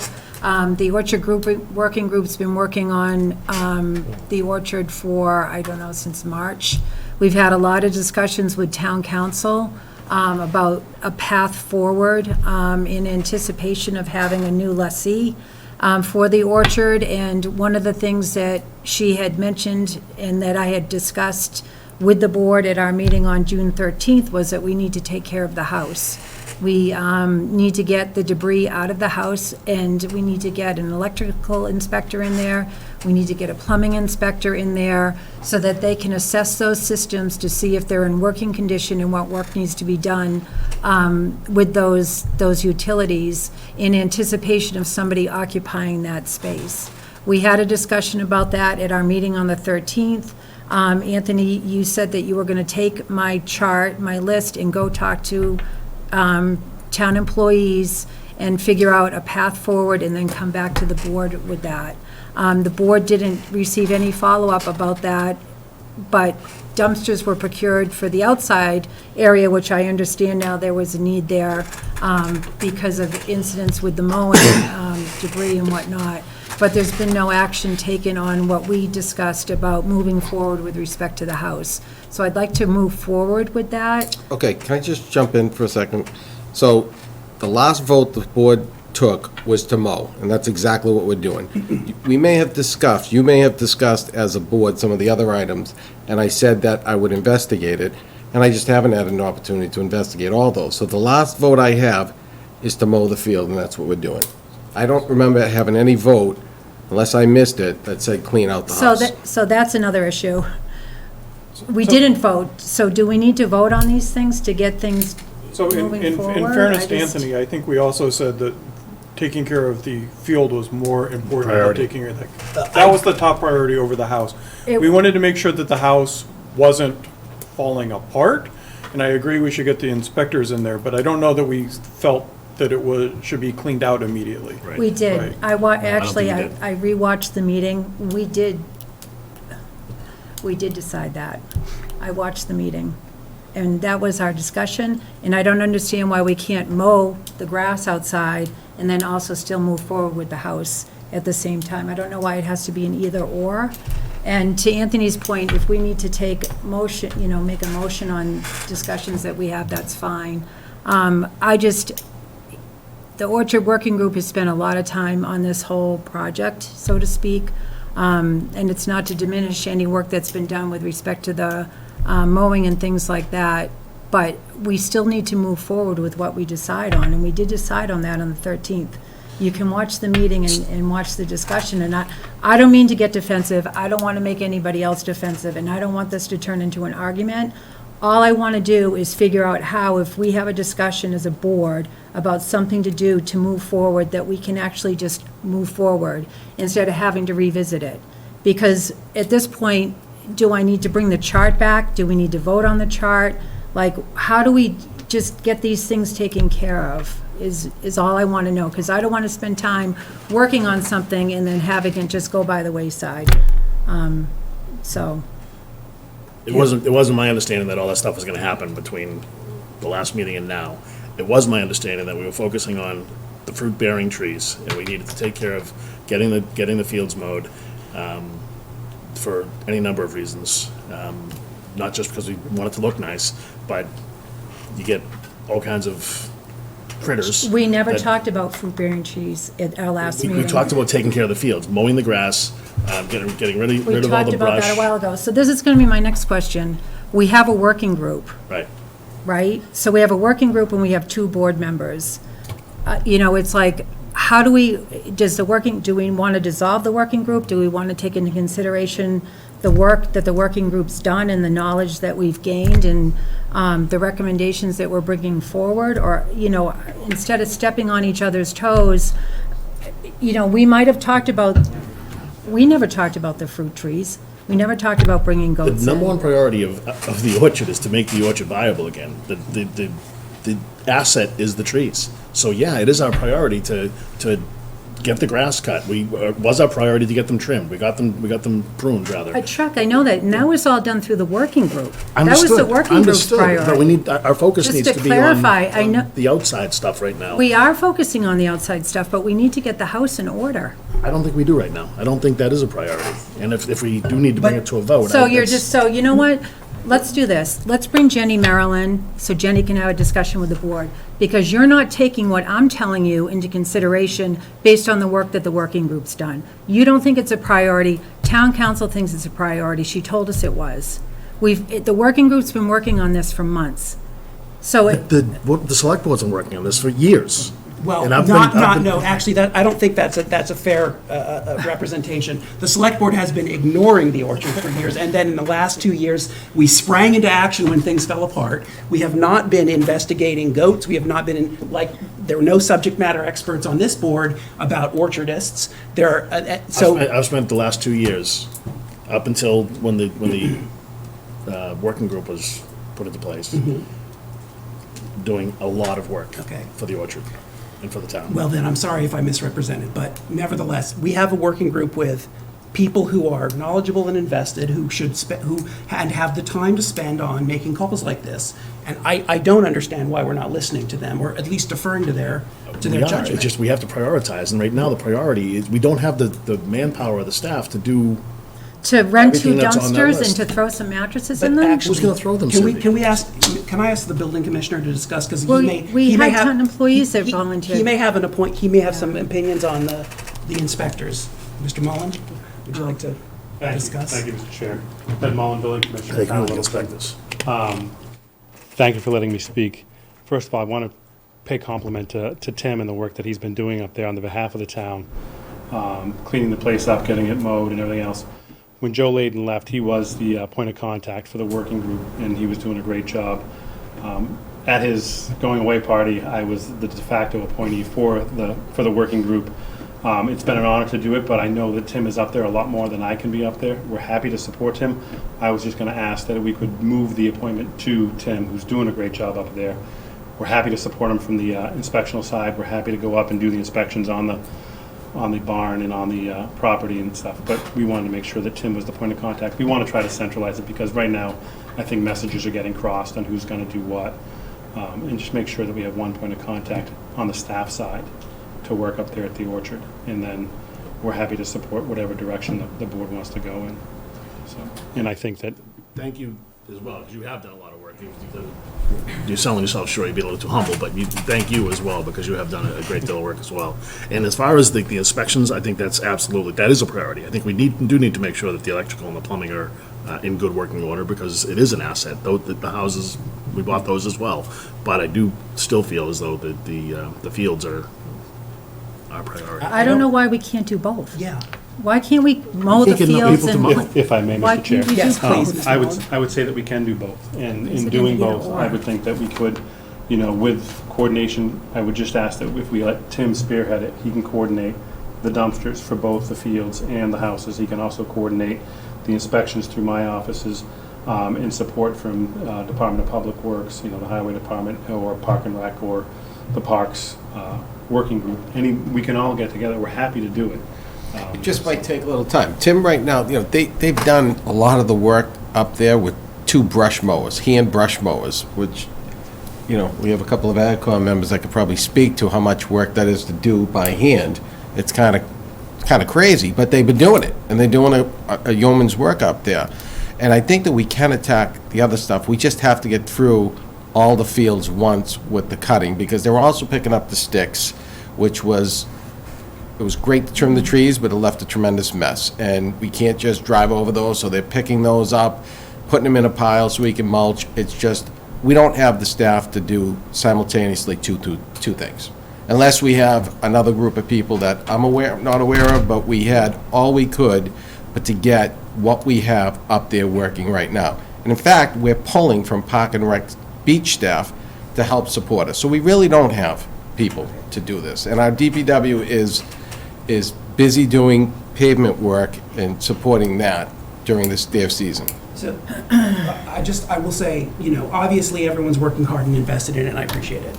The issue that I would like to address is who the communication problem and areas of responsibility, which seems to be very unclear based on the discussion we've had tonight. I would like to codify who's going to make decisions day-to-day operationally for the orchard, who's going to set the priorities for what that group does, and I believe that should be this board. And I want to be very clear that after we make that decision and we hand it off to whoever does it, that it's like, go do your thing, come back and report to us, and we're not going to meddle in whether or not the dumpster's the right color, because that's not our domain. So how do we decide, like, who does what? This is like management 101. This is a failure on management. I think we're getting, obviously a message, mixed messages across the board. I mean, we just got done complimenting what's going on down there, and work is being done. We're going to have, it's not like mow and done.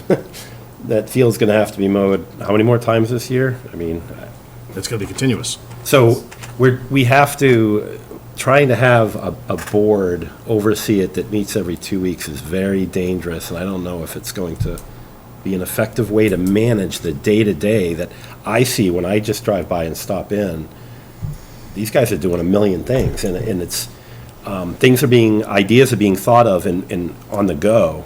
So I like the idea of a list or a grid to give to someone, and maybe it's you, so you can. That's what we did our last So you can meeting. enforce, but I don't think, it wasn't, I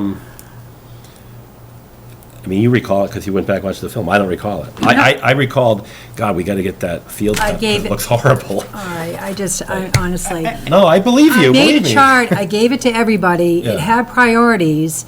It didn't say anything about the grass or the mowing, because that's already being taken care of.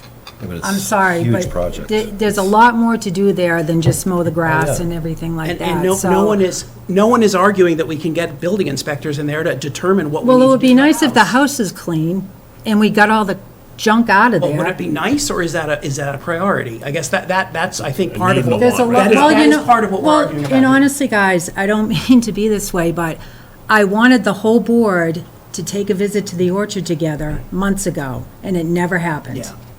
I requested that specifically, that we walk those buildings as a board so that everybody could see what I was talking about, and it didn't happen. Yeah, I did. Okay? I walked it. I You went did, inside. which is great, Gary, and I appreciate it. Mark was with me when we walked it with the working group. But I wanted the board to go together so that you could all see what I'm talking about. I can't keep arguing about this stuff. But, and okay. So, and this is fine. Tell me what you want to do with the working group, because we have a group of people that have been working on this for months with town council, with experts that we've drawn from all over the state to give us guidance. So what do you want to do with that group? So it still comes down to the same thing. We have a working group that really doesn't have authority to tell whoever's working, if it's Tim, to buy a tractor, to do all these things, to spend money on a Actually, dumpster. so when that all came up about the equipment that was going to be at the orchard, we did run that by the working group, and they did review the list of that equipment. We had a gentleman that attended the walkthrough with us, and he reviewed the list of the equipment. He used to work at the orchard, and we said, is this sufficient for the orchard? And everybody agreed that it was. So the whole mowing operation is one thing. Tim seems to have that under control. He's doing an awesome job of that. Very grateful for the work he's doing. You know, but there's other things that need to be done in tandem to the mowing operation, is all I'm asking. Yeah. We have things that it's going to cost money and it's going to take time. You know, so if, I'm making recommendations based on what we've discussed and what we've told and what town councils has advised us to do, and it just keeps getting pushed by the wayside, I don't think it's I don't think effective. that's the case. Is I it don't think effective that's for the us to case. manage it? That's the. Because I think What are we Steve, managing? I think Steve was looking into, or having Ashley look into, when she did her presentation, when we were looking at the fees at the transfer station stuff, Ashley was talking about how Acton was doing a program with mattresses, and Ashley was trying to find out something about that so that we could see. That was way before we this is identified all the like this mattresses is this in the week. working group. We talked about that when we were with the goats, actually. Right. They were talking about whether there's a recycle program for mattresses in Acton. So at that time. that would be nice to get an update about the goat meeting, because I personally wasn't there. So I don't know what was discussed about the goat, except for the summary that Amy Towler Lewis brought. Okay, you. but can So- we, I think So- we're like, this isn't being super productive. Actually, No, Mr. it's Pickard, not. would you like to say something relevant? Will Pickard, 161 Harvard Road, Orchard Working Highly Group. relevant. The complexity of the whole thing is you're trying to hit a moving target. Everything is progressing as the season goes. Right. You also have an RFP out that has a response for it. So the people that bid on the RFP are taking the orchard as it was. They have had the opportunity to look at the orchard and understand the condition. It would be best to move the RFP process along so that those people have a target date of knowing when they might have access to the orchard or use of the orchard to carry out their plans, if they're the right fit, the right selection for the process.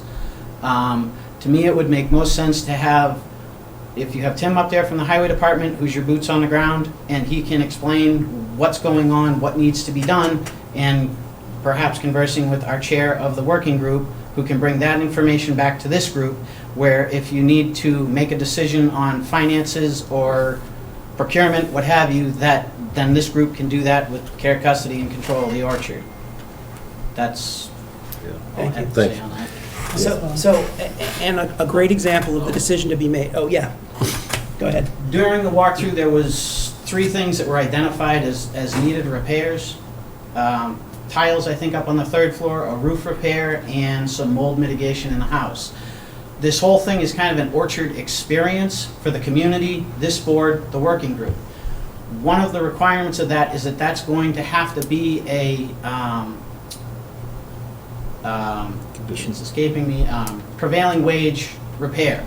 So that's not something that we've had to deal with the orchard, and coming up with a lease agreement, negotiations, and that sort of thing could be a very beneficial educational step in getting those 3 repairs identified, finding out what it's going to be to do that, and then proceeding with that information into the negotiation process if there's a negotiation to be had.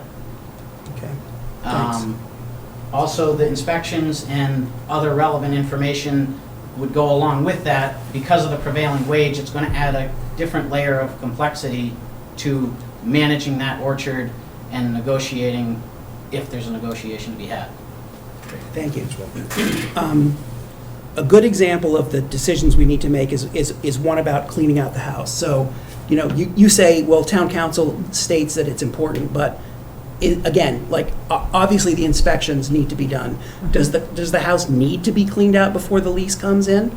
Or can it be left as it is with the mattresses in it, and the lessee is understanding that that's part of the deal, or we negotiate on removing them? So town council advised that we get that house in live-in condition before anybody steps foot in it. Okay. So that we have a clear understanding of what's town-owned property, what's the lessee's property. She said that we should have it in working order, that utilities should be in working order, and any repairs that need to be made, to Will's point, should be identified, and what are the costs associated with that, because prevailing wage is an issue. And it's not that it's the lessee's responsibility to fix the property up, it's actually our responsibility. And so we need to identify what those costs are gonna be. But there's stuff in the house that just needs to be removed. There's mattresses, there's, Right. but she said, get that property into the best condition that you can before somebody steps foot in it. So the question in front of us is, who makes the call about whether or not we do that work? In other words, we're getting advice from town council, and obviously, town council advises us all the time, and we take their advice, or we take You some mean of their structural advice. improvement work? I mean, all of the questions that you've just identified. Yeah, so. Wouldn't that, Go ahead. wouldn't that depend, obviously, we have one respondent, right? So this is kind of coming up later in the day, and you talked to Tom today as far as how do we go from here? Yeah. And is it enough in his response to move forward to see if we can negotiate with them? Why don't we determine, let's move forward in that direction, and then maybe he doesn't even want the house. So maybe we're bickering over something that he doesn't even need right now. I don't know that. And I think that what Jenny's saying too is, before somebody lives in that house, it's got to be things fixed up, obviously. It's just like when you become a landlord, right? You can't have lead paint without disclosing that and so forth. So there is work that we have to do, but in order to prioritize, we don't even know what it is that they would want. Right. It's in their presentation, they said what they Right, wanted it for. but again, my focus here is on who makes that call. Like, we're getting information from town council, which we can do or not. And, clearly some of the board members say, well, it's not a priority for us to clean out the house. And town council says, it's a priority for you to clean out the house. Right. Like, who is making that decision and how are we debating it? It's not effective for this board to debate every one of those decisions. We need to have someone who makes the call and brings back the decision or advises us on policy from town council and says, after further review, we've decided we can wait, it's too expensive, it's prevailing wage or whatever. Right, and to that point too, Matthew, I think what I'm frustrated about personally is we had a meeting on the 13th, we had a discussion and we made a decision. And that just got put by the wayside apparently, and apparently what I thought we agreed on, we didn't agree on because we didn't vote on it, so, and this was something that Tom advised to us, we need to vote on things going forward so that we don't have this debate. You're telling me that the outside's the priority. Right. That wasn't brought up at all at our meeting on the 13th. It's been the priority since. But it wasn't brought up in the meeting on the 13th when I brought forward my discussion. You So, rewatched it, I didn't rewatch it, so I can't tell you whether or well, not. I'm it just was said or telling not, you, but- so this is what we're going to do. Well, I don't disagree, can I just say, make No, one comment? I'm not going to do anything else until the board tells me what you want to do, because I'm not going to waste my time, I'm sorry, I'm getting mad. That's fine. Putting together a chart with a priority and have a discussion with this board, and then have it just go by the wayside. I'm not going to waste my I time, think the I've got missing other things piece. to do. I think the missing piece is the when. I'm not saying that stuff doesn't have to be done or shouldn't be done. I absolutely agree that it has to be done. My concern is that it doesn't need to be done right now. We don't have the resources to do a lot of the things on that list. Do the mattresses need to be gotten rid of? Absolutely. Are they taking up space that are out of our way right now? Yeah. So they're not in our way right now. So to me, I don't identify that as a problem or a priority, frankly. We have to get rid of them, understood, but it doesn't have to be done right now. I just don't see the sense of urgency for doing it right Okay, now. then So we just I won't think do the it. agreement that we had when you did a ton of work, and the working group did a ton of work by putting that whole list together, we just didn't assign timelines to it. And clearly, the expectation that you had versus the expectation that myself and maybe others had was different. Well, they haven't been sitting on their hands. Literally every No, second of the day absolutely. they've been working, so And- it's- and- they but- need to be but guided. Nor has the Gary, working group, no, but- nor has the working group been sitting on their hands. There's two different things going on. The people working on the grass and mowing is not the same thing as the house. Right. It's two different things. Right. The highway, Littleton Electric Light said that they would volunteer staff to come help clean out the house when I talked to Nick Lawler. Great. Right? Great, we just need a dumpster. So the people mowing the grass aren't the people that I was expecting to clean out the house. But if you're telling me that the people mowing the grass are the people that are gonna clean out the house, then we'll wait till the grass is mowed. Fine. But let's have that discussion when I bring it forward at our last meeting like I did, when I had like timeframes, immediate, short term or whatever, however, I put it all out in a calendar. Let's have that discussion then, instead of I didn't know it was just, gonna be a problem between 2 weeks ago and now. I really didn't think it was gonna be something that we have to get those mattresses out right now. I really didn't. no, but what I'm asking is, we get dumpsters to clean out the outside of the house, but there's no dumpsters for the inside of the house. So I'm like, well, what happened to the inside of the house? I don't think we knew that there was anyone that was I don't know that we Yeah, knew that we had the resources to clean out the inside of the house. I didn't know we had the If we have the resources resources to clean out the to inside get of the house dumpsters now, on the outside of the then- house either. Like, that came out of nowhere. I didn't know anything Well, that about was out of that. necessity, right? Well, but it would have been nice to know it was a necessity instead of it just happening. Well, but Anthony was saying, like. The day-to-day they operation still has to started- happen, though. They started running over things and needed to. Yeah, pick it no, up. I know, so the only time I found out about that was when I was trying to set up the dumpsters for the inside of the house, and they're like, they already got dumpsters up there. I'm like, I didn't know anything about it. I think the working group needs to be the valuable asset in this cog. I mean, we should be responsible for the resources, absolutely. That's why we're here. And it should be on every one of our agendas every time we meet to get an update. From who? If it's from Anthony, that's fine. Someone should be giving us a report on what they need from us to get all of this work done. But I still think the working group, yeah, maybe if that's the group that's setting the timeline for what needs to be done, because we're certainly not talking to the attorneys, we're not Right. we're not there every day talking to Tim, and Alicia on what's going on, the problems they're running into when they find stuff.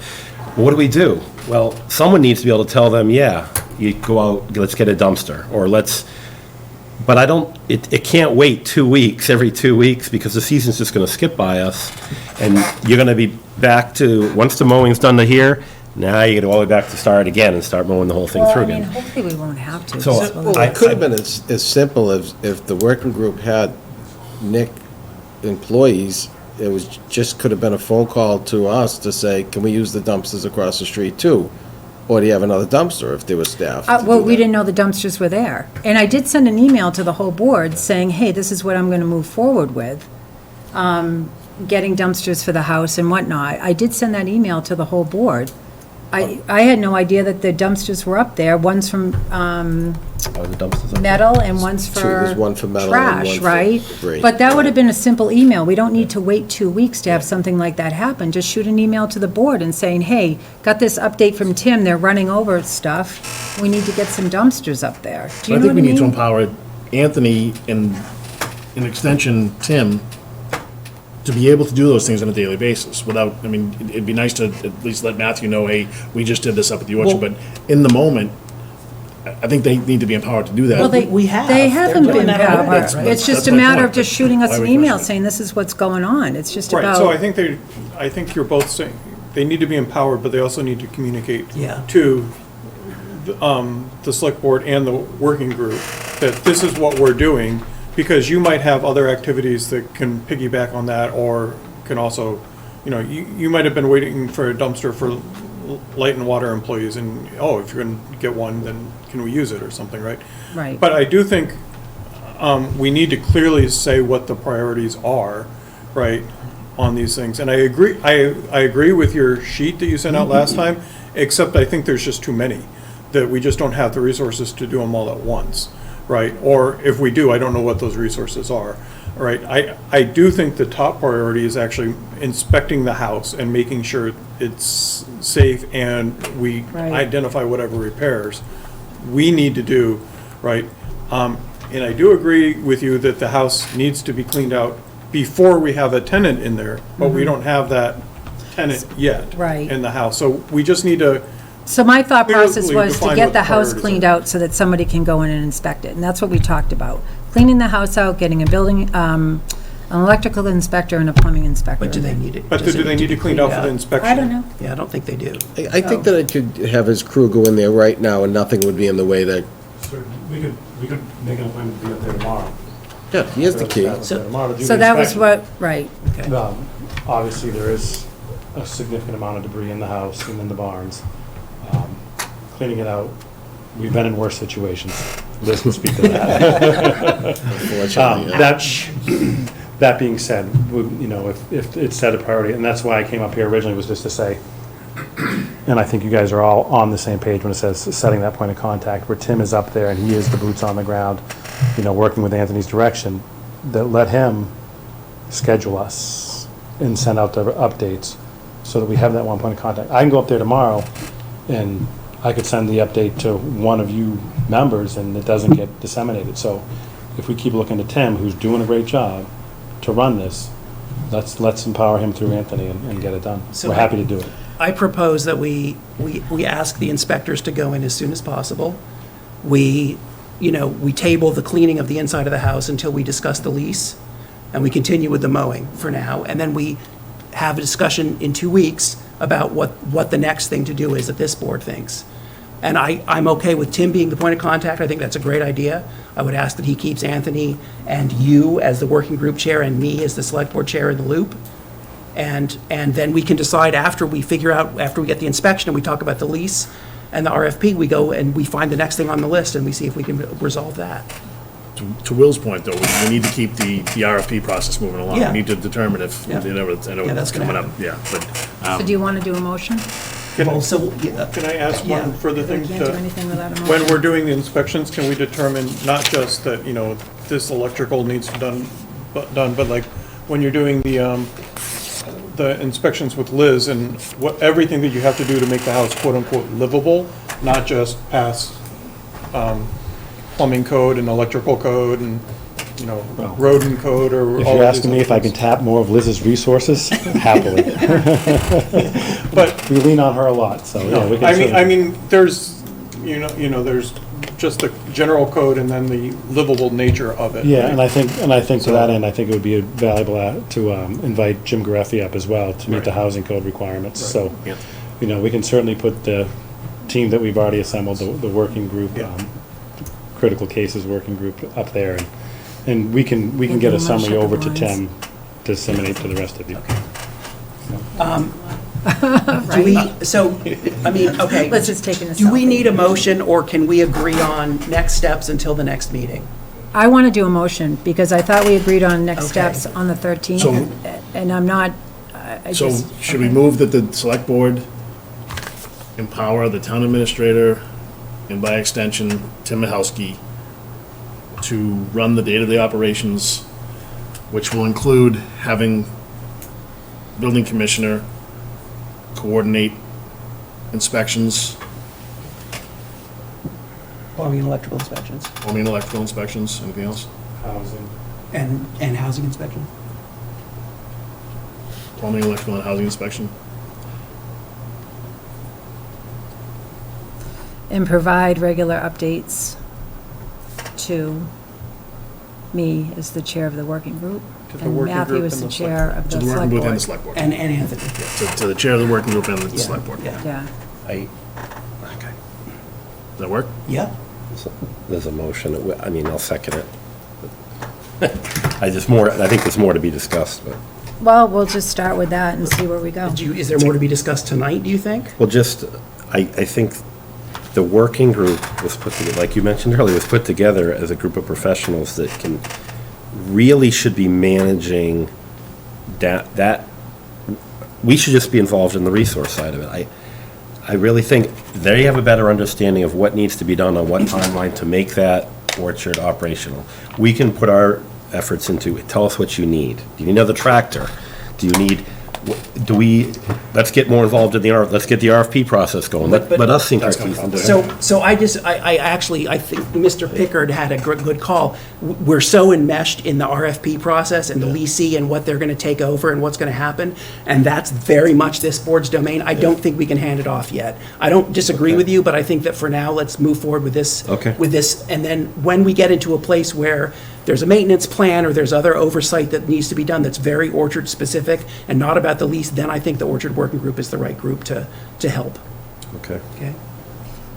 So, do we need to repeat the motion? No, it's out there. Okay, so that was made by Chuck, seconded by I second. Gary. Yeah. And I would like everyone who's in favor to please signify by saying aye. Aye. Okay, the motion passes 5-0. Thank you all very much. No, Good. I just want to know what are your concerns outside of that? Like between now and the next meeting? It's always troublesome when we don't have an expectation. We're just kind of setting. Well, this Hey. is basically what I asked for on the 13th, with the exception of cleaning out the house. Okay. Okay. So this is basically what I was hoping that we would move forward with on the 13th. Okay. So So, regular updates.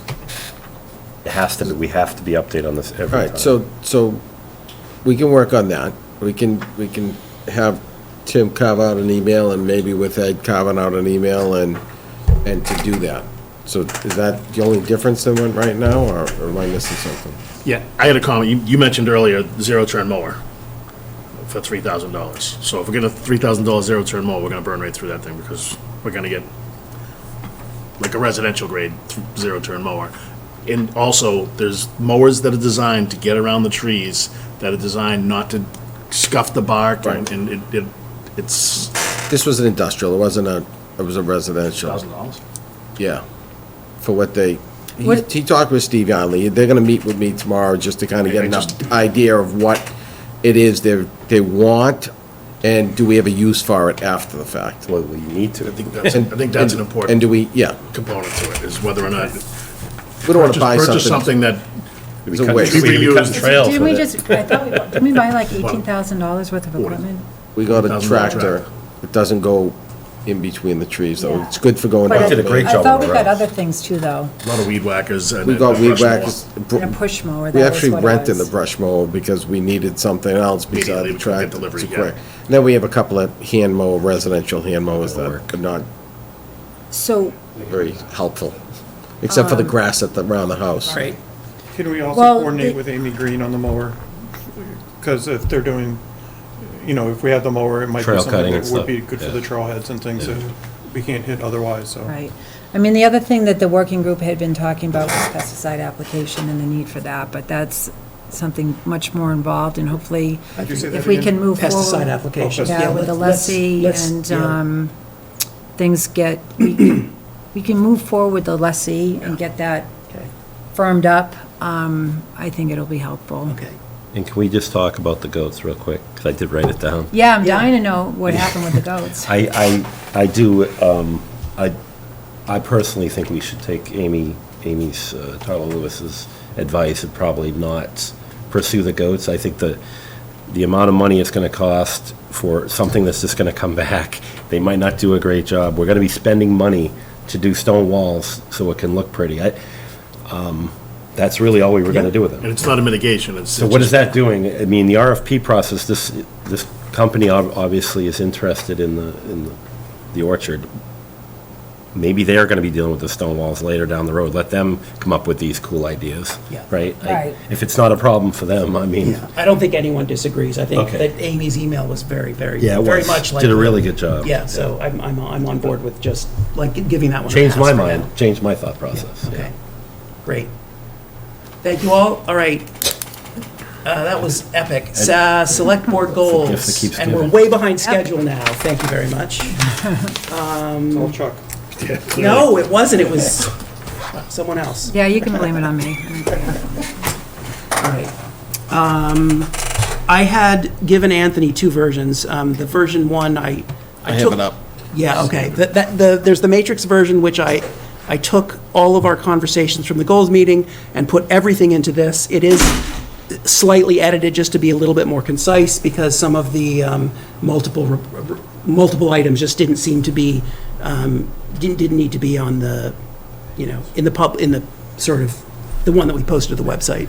So there's this version, and then there's another version, which is just the version that we went over during the meeting. But I believe it's all, every word in here is taken directly out of the document that we created together. Right, so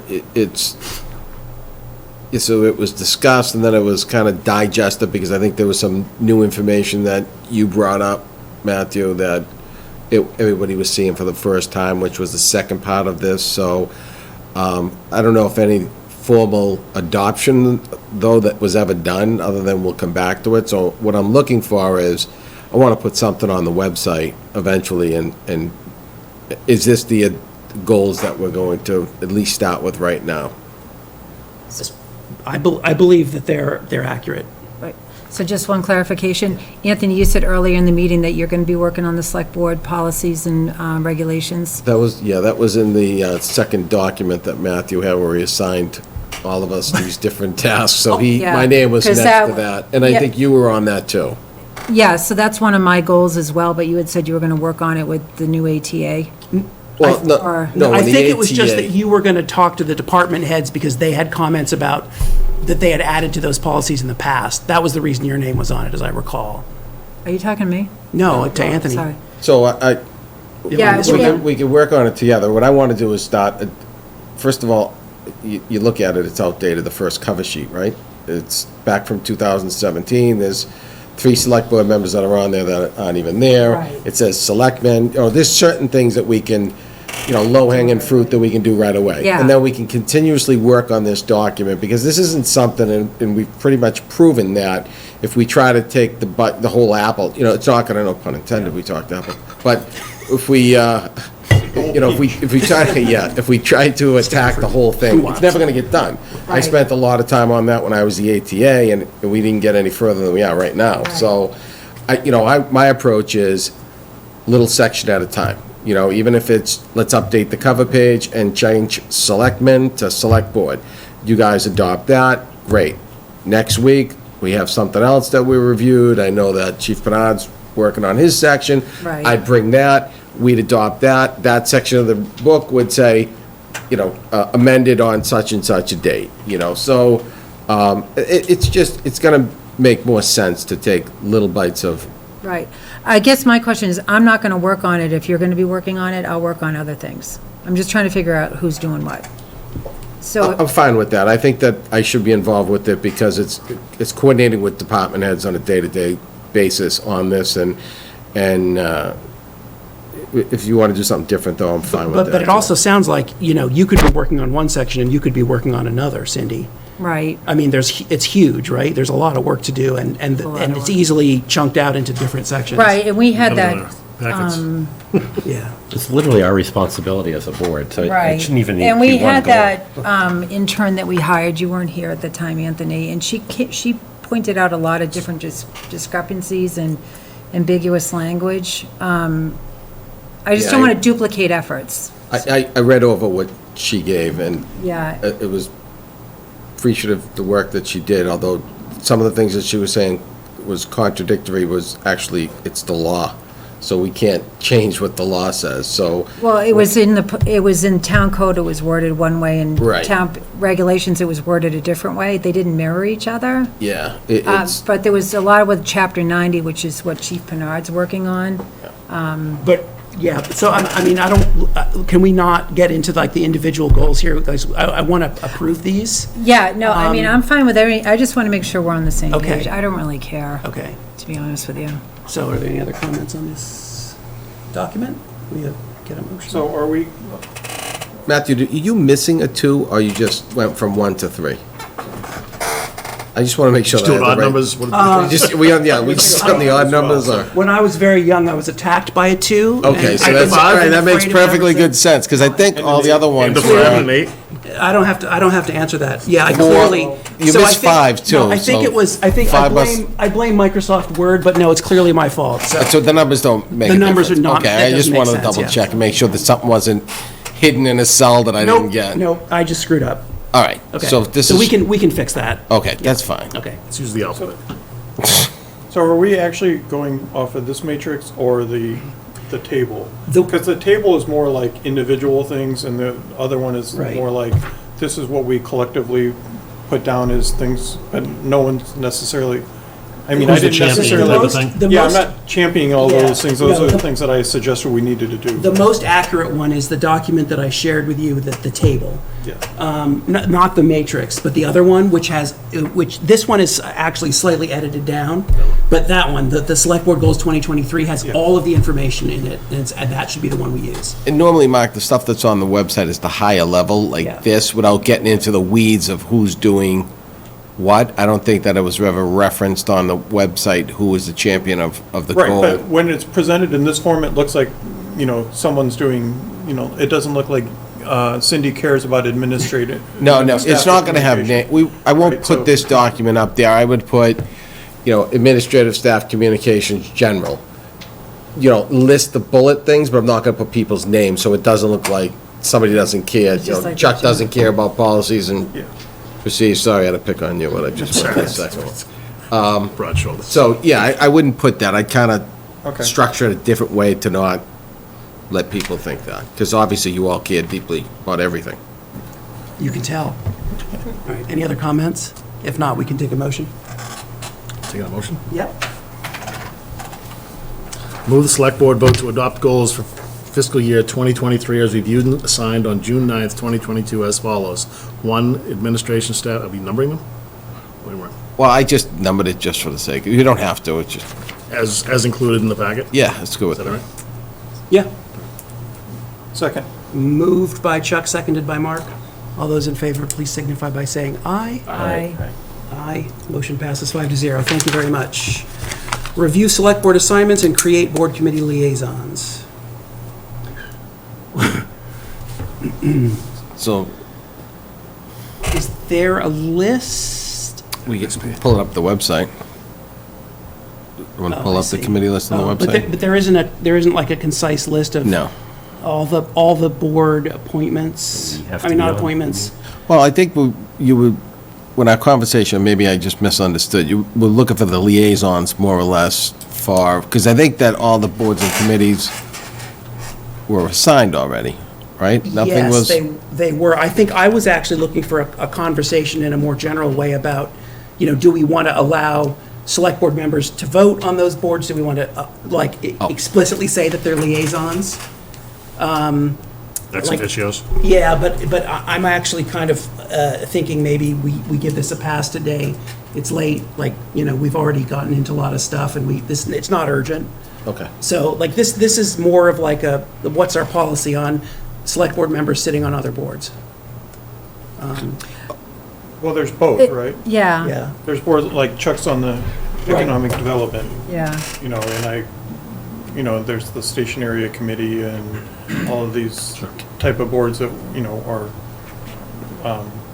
basically That you're a member subcommittees of. with other people, right? Building and space. And I don't know who's assigned to what of those, and I forget which ones I ducked from, and So actually, there's another one which is actually explicitly saying who's responsible for what, which should be on the website, but we could, a good list would be nice in one place. Yeah. Are you talking about committees that we were appointed to, like I'm on MPEC, Yeah. Chuck's on Yeah, EDC? Exactly, yeah. I think to Mark's point or Matthew's point, cultural council, I was always the liaison. I didn't necessarily go to the meetings, I certainly never voted on anything. But I was the person, if they had something that they wanted to talk to the select board about or run by the select board, they would reach out to me. Their voice to the board. But is Yeah. that officially listed anywhere? No. No. Okay. Yes. So I guess that is what I kind of want to codify that. Are we going to have a liaison for every board in town? Is it just the ones that ask? Because if we did it for every board, all of us would be liaisons to 15 boards. But it could be just as much as, hey, I'm Cindy Napoli, and I'm going to be a liaison. Here's my email. If you need anything, Yeah. get Right. in touch with me. Or Yeah, something like that. shade tree committees. But we've and never other discussed that explicitly, right? About with We've every talked about board? light and water, about us having a Yes. liaison that's more official. Right. I've historically been a liaison to Park and Rec commissioners. We never have, but it's not a bad idea for us to have somebody that liaises with the school committee or Right. the school department. Yeah. So maybe we do kind of get a little bit more official for. So maybe we should Bigger maybe we should come up with a list of the priority ones we want to have liaisons for to make sure we communicate. It's probably a good idea. So I think we have a couple of lists. There's a list that, you're on MPEC, I'm on EDC and so forth and Right. so on. Committees, And, but I'm not gonna throw you under the bus here, but perhaps you should be a liaison to FinCom. Just having come from FinCom and you did a lot of good work over there, so I think we have pretty good communication with FinCom, and part of that is because of our finance team. Right. But it's not a bad idea to have some point of contact on this board that they know that they can go through. Okay. So I think that it's kind of another matrix or a table or a chart, however you Yeah, want to let's- construct it. but- Right. Do you want a list? You want this for next meeting? Let's. You want to wait and think? Yeah, disability commission, it'd be nice maybe if I'm some. on that commission. Oh, perfect. So you know what? Those are just examples. It's this, I call them they would the budget or How about committees. for the next meeting, we actually make a list of which board members are on which committees, which of us are on which committees, and which of us are liaisons to which committees, and then we can look at the ones that we don't have any interaction with and decide and If it's rationalize necessary, which yeah. ones are necessary. How And I about know that? the perfect person to assign Who? this to. Who? Yay! Okay. More So work. Liz will be here, so I'll work with Liz so she understands what you're looking for, and she'll put together an Excel sheet, and then you can put it up, and at that point in time. Fill in the names. Okay. Fill in the names, and then we can work on making sure that they know who's who, That'd be great. the liaisons. Yeah, I mean, I don't know that there's a sense of urgency where this has to happen at the July 11th No. meeting and put it on Liz necessarily, unless you chomping at the bit. I agree. It's not. I don't think it's that urgent. All right, we'll see what we can, I'll work with Liz. If something that she can She's got a do, lot of stuff to do as well. I know. If it's something that she can squeeze in, fine. If not, if it's something that we can always bring it back in another meeting. Okay. So there's a couple committees that aren't listed here, like the station area committee. Is that being revived or not? We have that grant. It's Yeah, not Matthew and the- I are on that committee. Littleton Station Area Committee. Oh, it Starts with an L. of course. I don't. Yeah. It's number 8 in Matthew's Yeah, list. but, Mr. Barbella asked us to have a committee about taxation. Yep. So that, and I still think should have a committee about 550 King Street, so that between us and the planning board and Light and Water, FinCom, whoever else can meet and be on the same page. So Yeah. that's another committee that I don't know how we get about doing something like that. Well, we It's have a kind of the taxation committee. common revitalization committee, I think, but That's on me.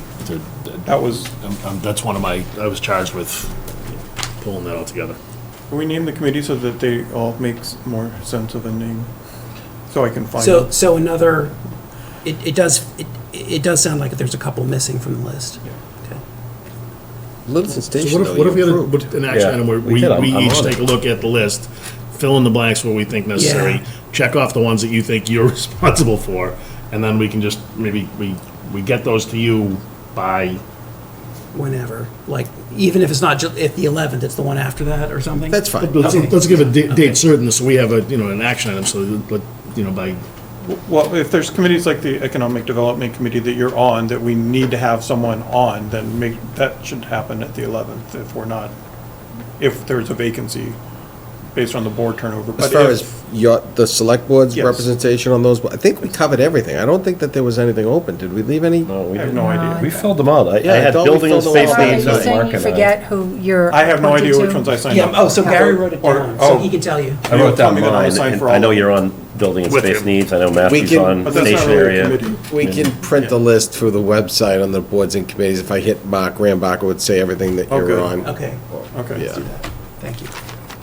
we could do that. All right, do we want to do that action item where we each go through there? You want to leave it to printing a list for each one of us, or creating a matrix?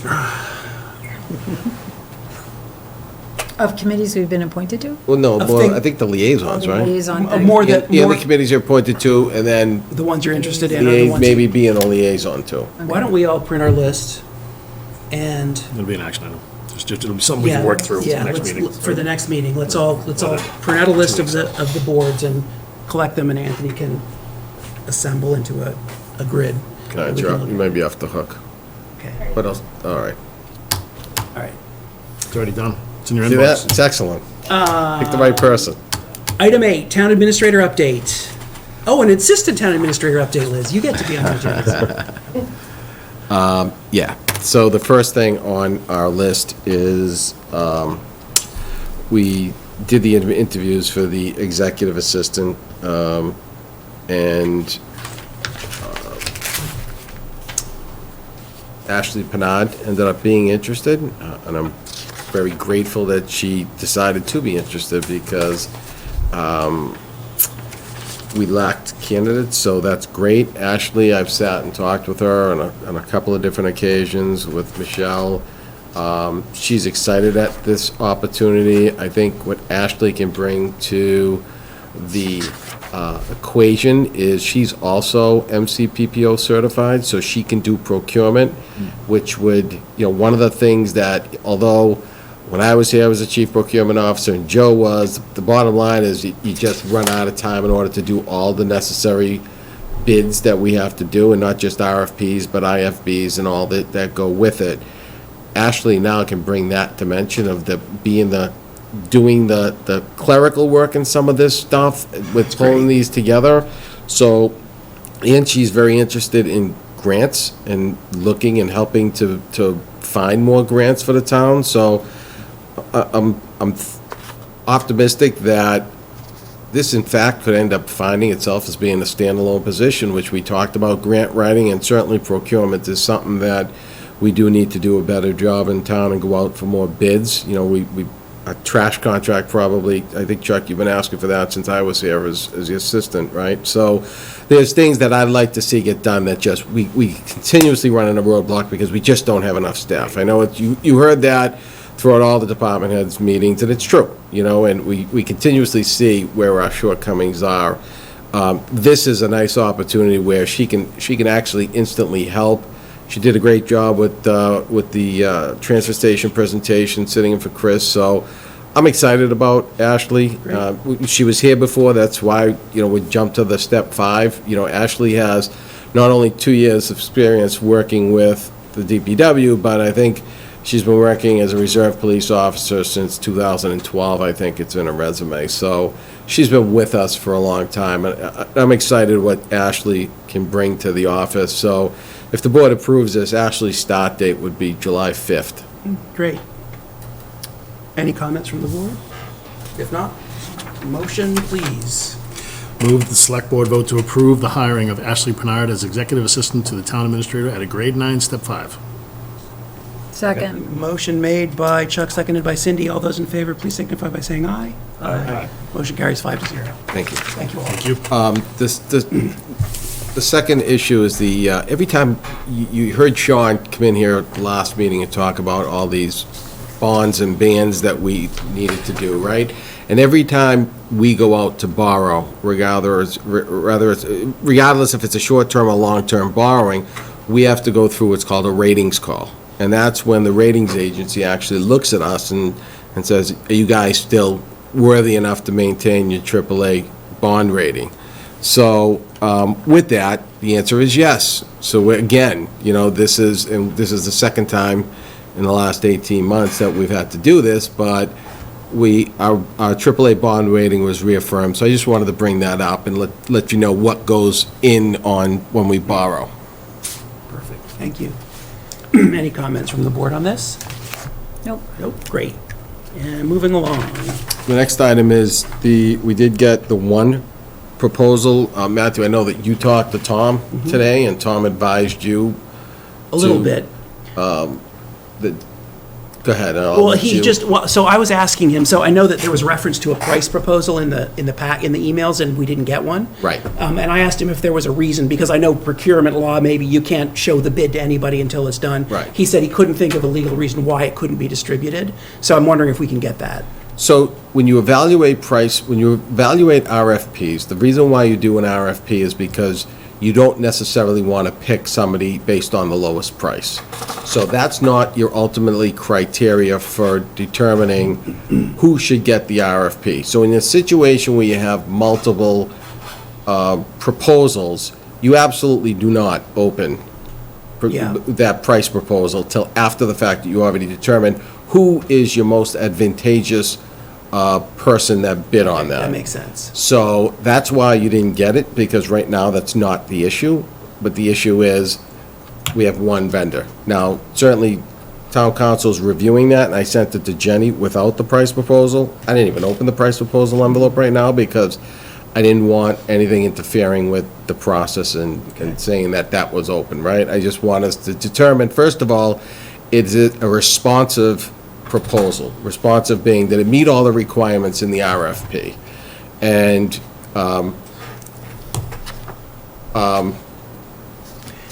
there's been better out there, but I think that there's enough that, in speaking with council, that we could proceed and determine and try to negotiate all the other terms of what was in the RFP.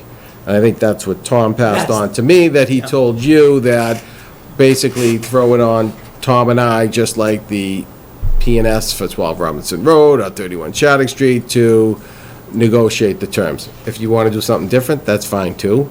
I'm perfectly fine with any alternative the board wants to come up with. That is basically, Tom basically said the same thing. He also felt like, since there was only one bidder, that it wouldn't be, there's no reason not to open the price proposal.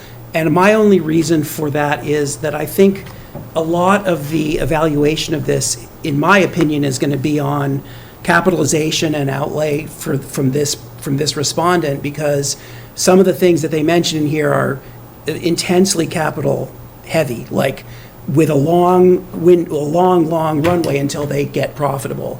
So I think that a lot of what we're going to discuss, and this is also based on some of the conversations we've had with the agricultural members of the Orchard Working Group, is how do we structure this so that it's good, it's beneficial for the town, and it succeeds at bringing someone in who's going to take care of this orchard. And I don't know that we can necessarily disconnect the money and capital funding from that question, in my mind. Now that Tom has responded that he feels okay with proceeding on, then that's fine. That was a responsive proposal. So I'm okay with opening that now. that council has, Great. has weighed in on that, which he did today to me. So, yeah, that's fine. Okay. And And It's then- just a matter of how do you want to proceed? with Yeah, this. so that's another good question. I'm not sure who, I don't know. I'm interested in the board's opinion on who should You take can task it take to the lead on Orchard this. group. If Cindy Yeah. and the group wants to do it, that's fine with me Okay. too, that they work with Jenny. Doesn't matter. I guess my instinct is it feels like we need maybe a more a holistic approach to like negotiating with this person. Again, like farming community in town, right? Like conservation issues, maintaining of the property, all that stuff. Well, has the to be- negotiation still goes to the select board. It would just be, they could just do kind of some of the legwork, just like Tom and I would do Yeah. some of the legwork. They could do some of the legwork in determining some of the stuff, and then ultimately they'd have to bring it back, and it would have to be a discussion that you have right here. I do think that group could bring some like You don't want them to scare them away, though. no, well, mean, they're not. that's why They're it's- not. right. I mean, I don't know. I don't think they're very intimidating. But I do think that they bring some. They could ask some questions that we wouldn't think of. You know, absolutely, They could have absolutely. perspectives on Right. a lot of stuff that we didn't think of. Yeah, I mean, we basically really rewrote the whole RFP and spent a lot of time on the lease agreement, not so much so because it is a legal document. But there was a lot of outside consults that we worked with.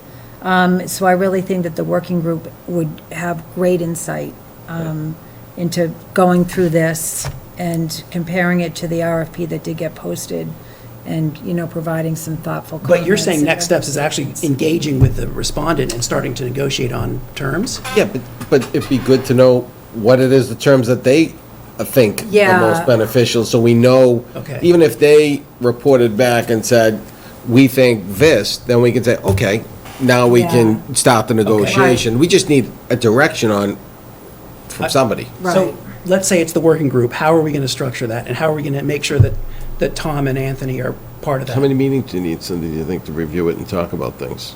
Well, we're posted for Wednesday night to start, just to give them an update. I mean, honestly, I think we could probably get through it in 2 meetings. You meet every week too, right? Yeah, we meet every week.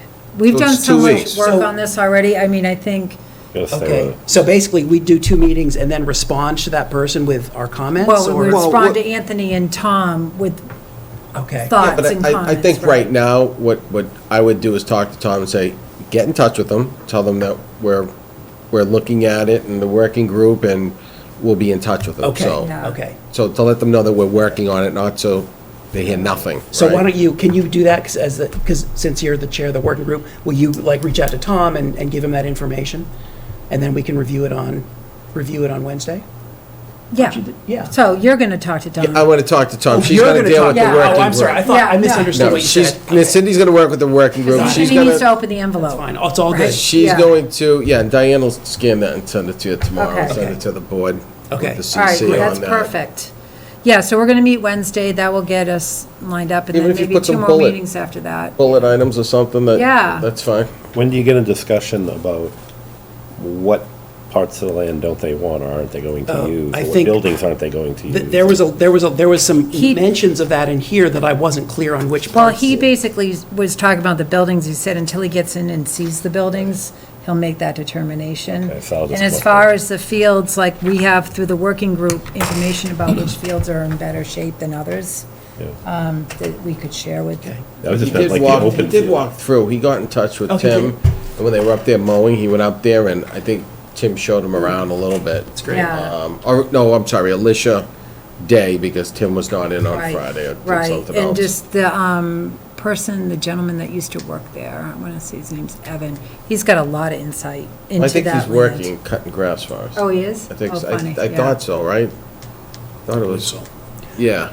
I'm very excited by this proposal, honestly. He's an older gentleman. Yeah.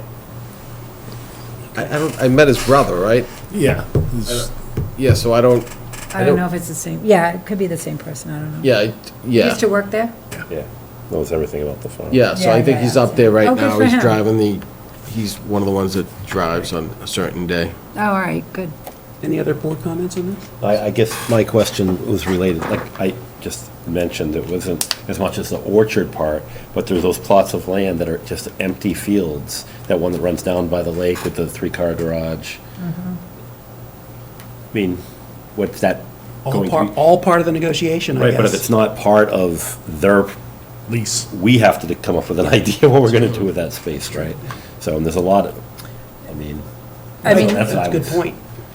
Yeah. I mean, I think, based on what I just skimmed through here, that he's gonna You maximize would all think, areas of the He's property. talking about using but- 50 acres, and this P and L's all based on Yeah. Like so- replanting and doing putting more up deer depths. fences to make yeah. sure that his yield is as high as it Doing can events be. and things yeah. like that, so, It sounds great. I mean, I'm thrilled with it.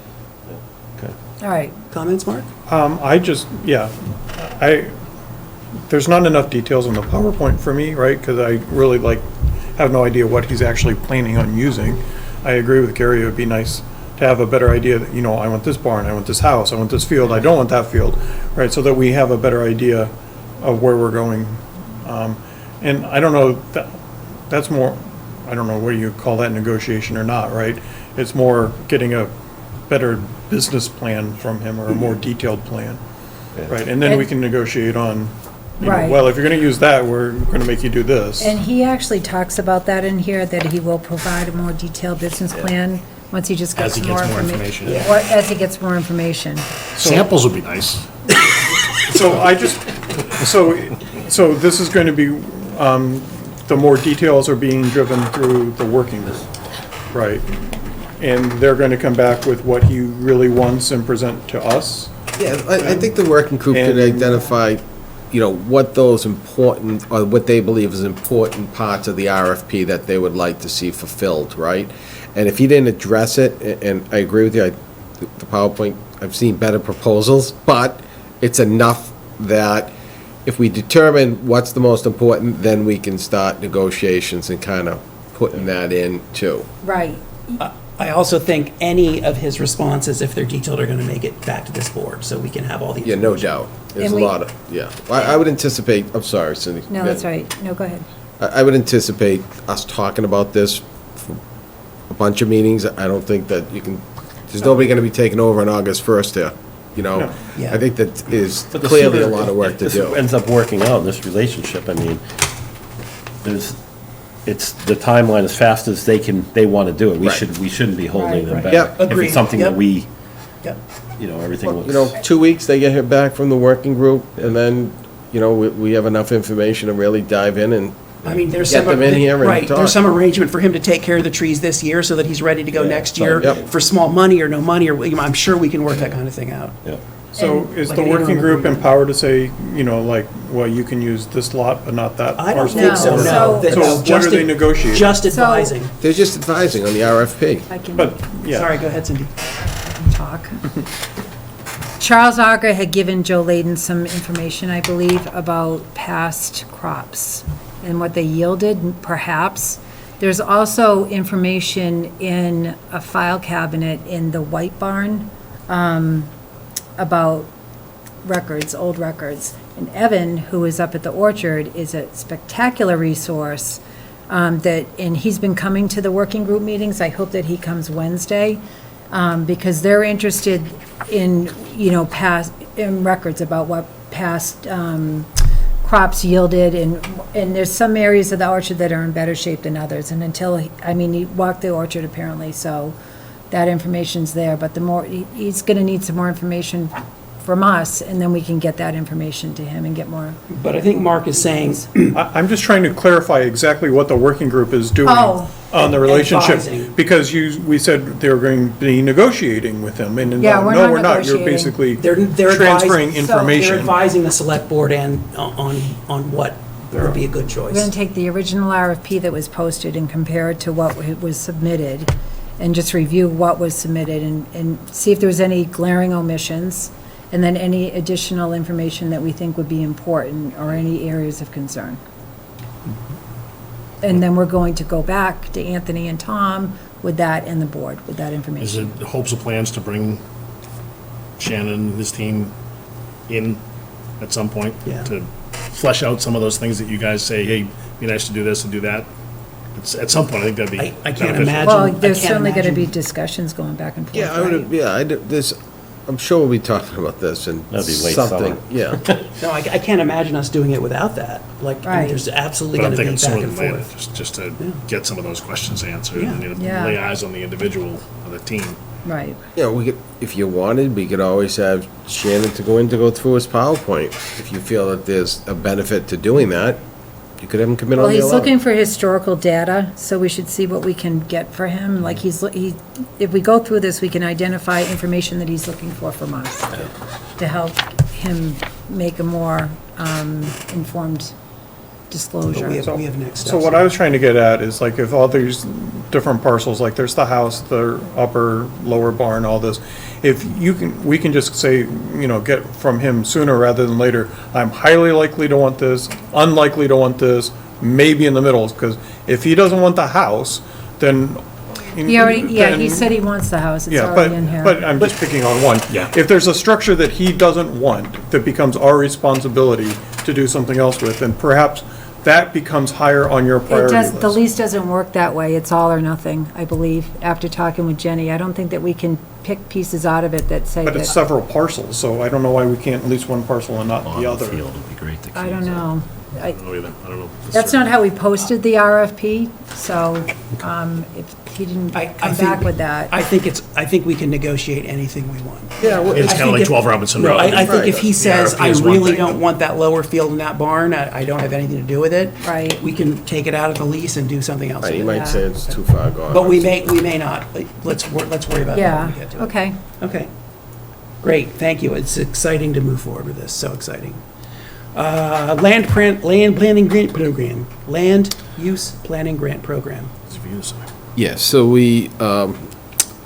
the Executive Office of Energy and Environmental Affairs pretty much gift wrapped this to us because they had some money to spend at the end of the fiscal year, and because Littleton does a great job in spending their money, they said, hey, if we give you this $50,000 grant, you know, can you use this? And Myron says, yeah, it'd be great for Littleton Station, but we had to act quick. So I signed with the advice of council, I signed the documents to accept that grant. So now this is kind of just a formality, the select board is authorizing Myron to expend the funds because I just had to act quick. Is it earmarked for the MBTA housing choice thing only, or is there other things it can I cover? believe she's using it for the station, Okay. yeah, which would include that, That's yes. what the supporting document said. Yeah. Okay. Any comments from the board? No. So I have a bunch of comments, actually. So just, Okay. yeah. So in this, we have basically picked a consultant already. We don't have to go out for an RFP process to pick a consultant for one of these. It's over $10,000. Yeah, The my under- consultant comes with the grant, right? yeah, it's exactly, yeah, sometimes they We give picked the you. consultant before we applied for the grant. It's listed in the grant Yeah, but that we it's, picked. I'd have to get the answer from Myron, but sometimes what I think Dictated. Cindy's saying, they give you a menu and say, here's the grant, here's the approved vendors that you can use from. So the state kind of does some of that, but, so I'm pretty sure that that's how that worked, that's an approved state vendor.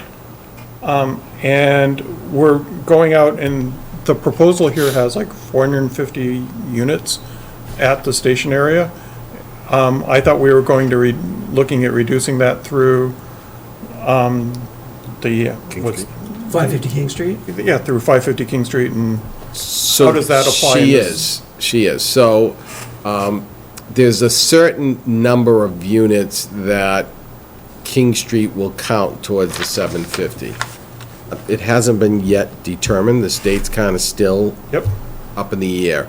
So right now, I think based on it is, I forget the percentage, let's say if it's 30%, that the King Street Common Development can account for it.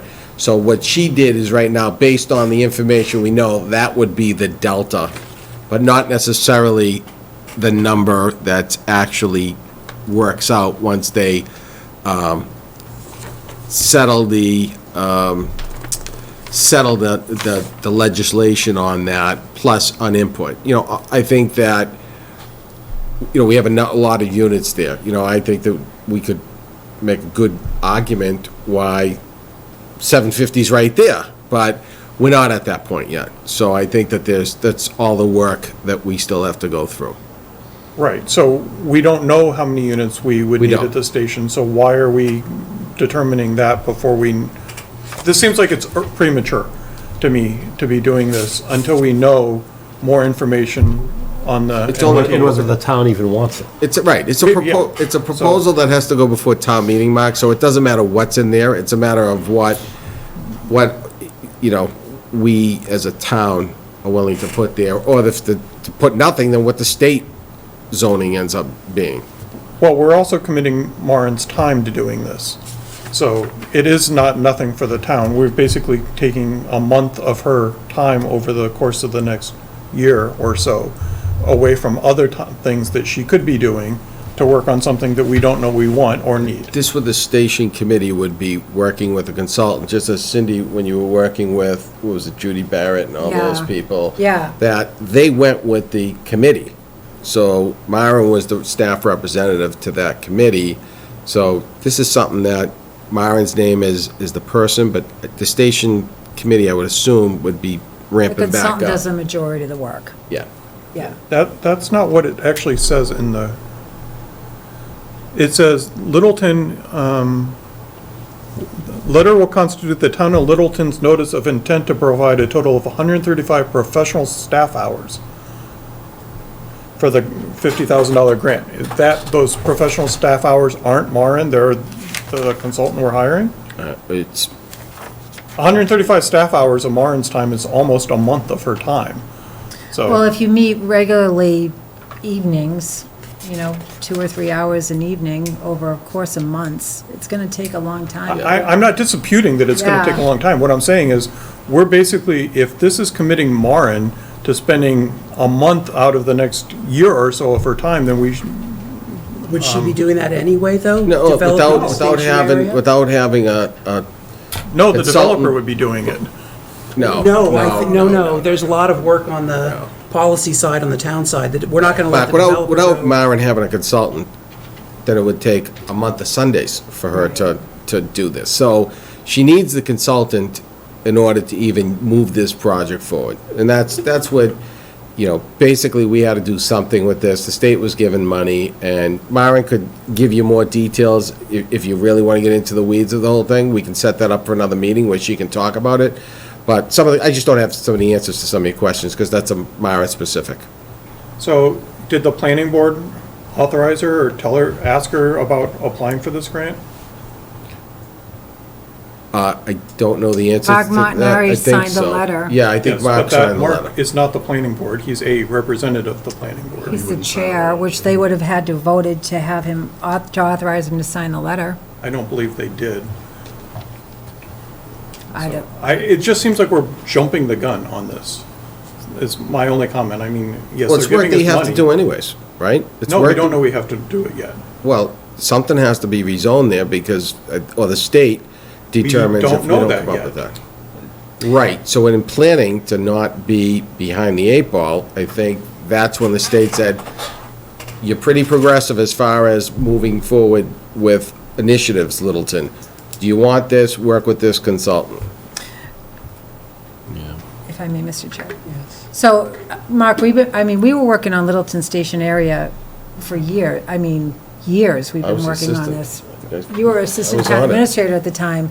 And now since the state's recently changed its regulations, saying that it's going to require zoning in that area because we are an MBTA community, the Littleton Station area project was moving forward anyways. It just kind of changed a little bit based on those new state regulations. Myron was going to be working on this anyways, along with the Littleton Station Area Committee. This was just a great way to get her more technical assistance to help with the whole project. So, if that helps answer I your understand that, questions. but I don't think we know the regulations yet, because they're still under, They were drafted and circulated, but not finalized yet. so we don't even know that there is a need for development But- according to the regulations well, at the station area. My recollection of when we got those was they handed them out to the community saying, this is coming, get Yes. ready. And then all the communities balked, and it's being reevaluated, right? Because we're looking to apply to 550 King Street for those developments, as are every other community along the Fitchburg line saying, we already have plans for high-density housing. Right. So, Yeah, this is something, I mean, when I go up and down that street all the time, I live up there, so I see all the signs for a full year of say no to the zoning change. So, and I almost agree with you on the fact that it's probably, there's not a flavor for this in the town right now. No, I not know at all. that, so this is an uphill battle. I mean, to even make this happen, especially with 550 King being the monster in the room that, I mean, we're gonna be very careful about where we're putting any type of density after this. 'Cause we don't know what that's going to do, what it's gonna look like and how it's gonna, so this is gonna be interesting. I know the state's trying to push it down our throats, and I've had meetings, discussion about why I think it's, doesn't fit Littleton. We can, but it. But I doesn't mean, really matter. public sentiment against it is one thing, but if the state mandates it, like, but they can't mandate that we change our zoning, right? they can say we're not going to They give. can strongly suggest No, it. they can say we're not going to give you any grants if you don't do it. Right. Yes, There's but that doesn't mean that you're going to get the taxpayers to vote for it just because of that. No, I know, but So- my point being, it may be in the town's best interest to do it regardless of what the taxpayers think, in the long term. It doesn't matter. The taxpayers have the say. It has to be voted on, so. Well, the other thing too is we can change the zoning, we don't have to build anything. Oh, I thought that it was dependent upon Zoning has actually to be in creating the place. units. The zoning has to be in place, but that's all it is. Oh, is it? You're not required to build it. But I once mean, it's the zoned, it premise can be. is that you Right, but. change the that's- zoning in order to be able to do it. Yeah, but, So, I mean, yeah, do you want to argue against accepting the grant? My concern is, I'm not sure why we applied for this grant or why we're going forward in this, because we're going to be spending a lot of cycles to spend this grant for something that we don't know that there's an appetite in town for or a need for from the state yet. So One thing Littleton's done really well over the course of years and years and years is being on the proactive side and not reactionary side. Because of the work of the Littleton Common Revitalization Committee and the master plan and the revitalization study, we had all the tools in place to make 550 King Street a reality with working with Sal.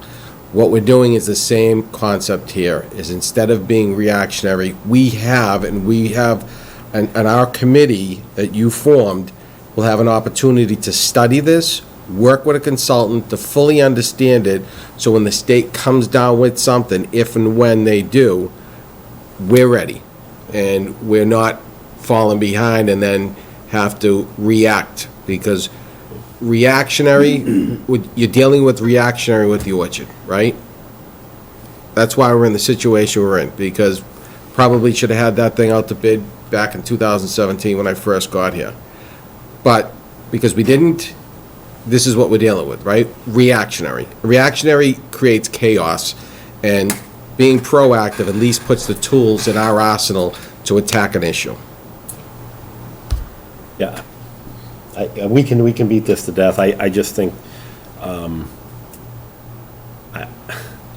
we're accepting a grant for those reasons as long as it doesn't commit us to anything. It's just a nothing. That's the thing, because Well- I really, unless I'm really reading the town wrong. my concern is we already have said our town planner is stretched thin. We're committing our town planner to a lot more hours when 550 King Street and all these other developments are going to be taking a lot of hours. How are we going to manage this, right? For something that we don't know that we have to do or the town would accept anyway. right, that's a good point. What if we do nothing? What if we don't accept the grant?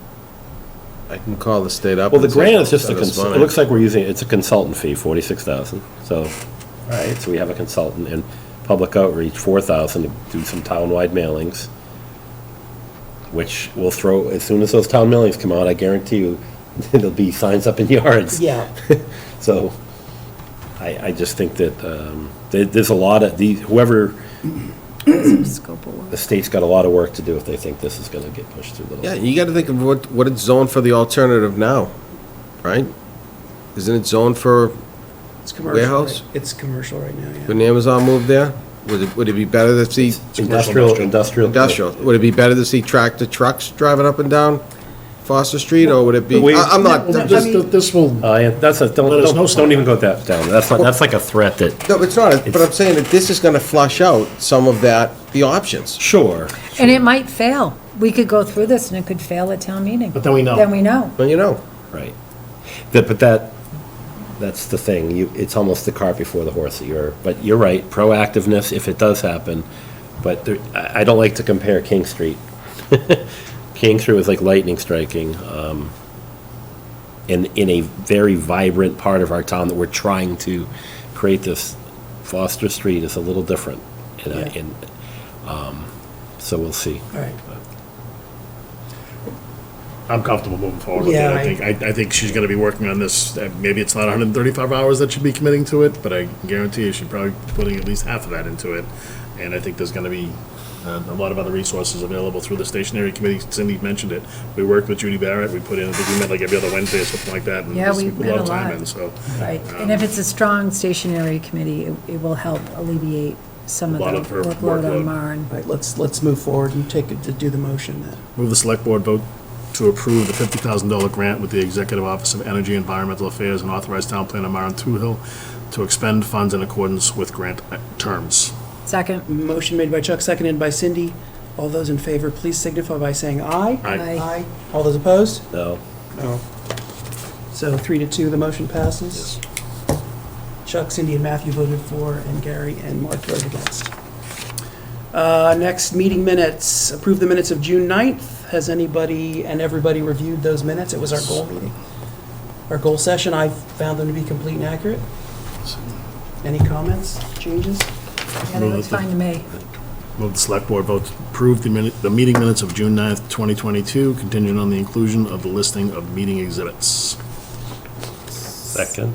Motion made by Chuck, seconded by Gary. All those in favor, please signify by saying aye. Aye.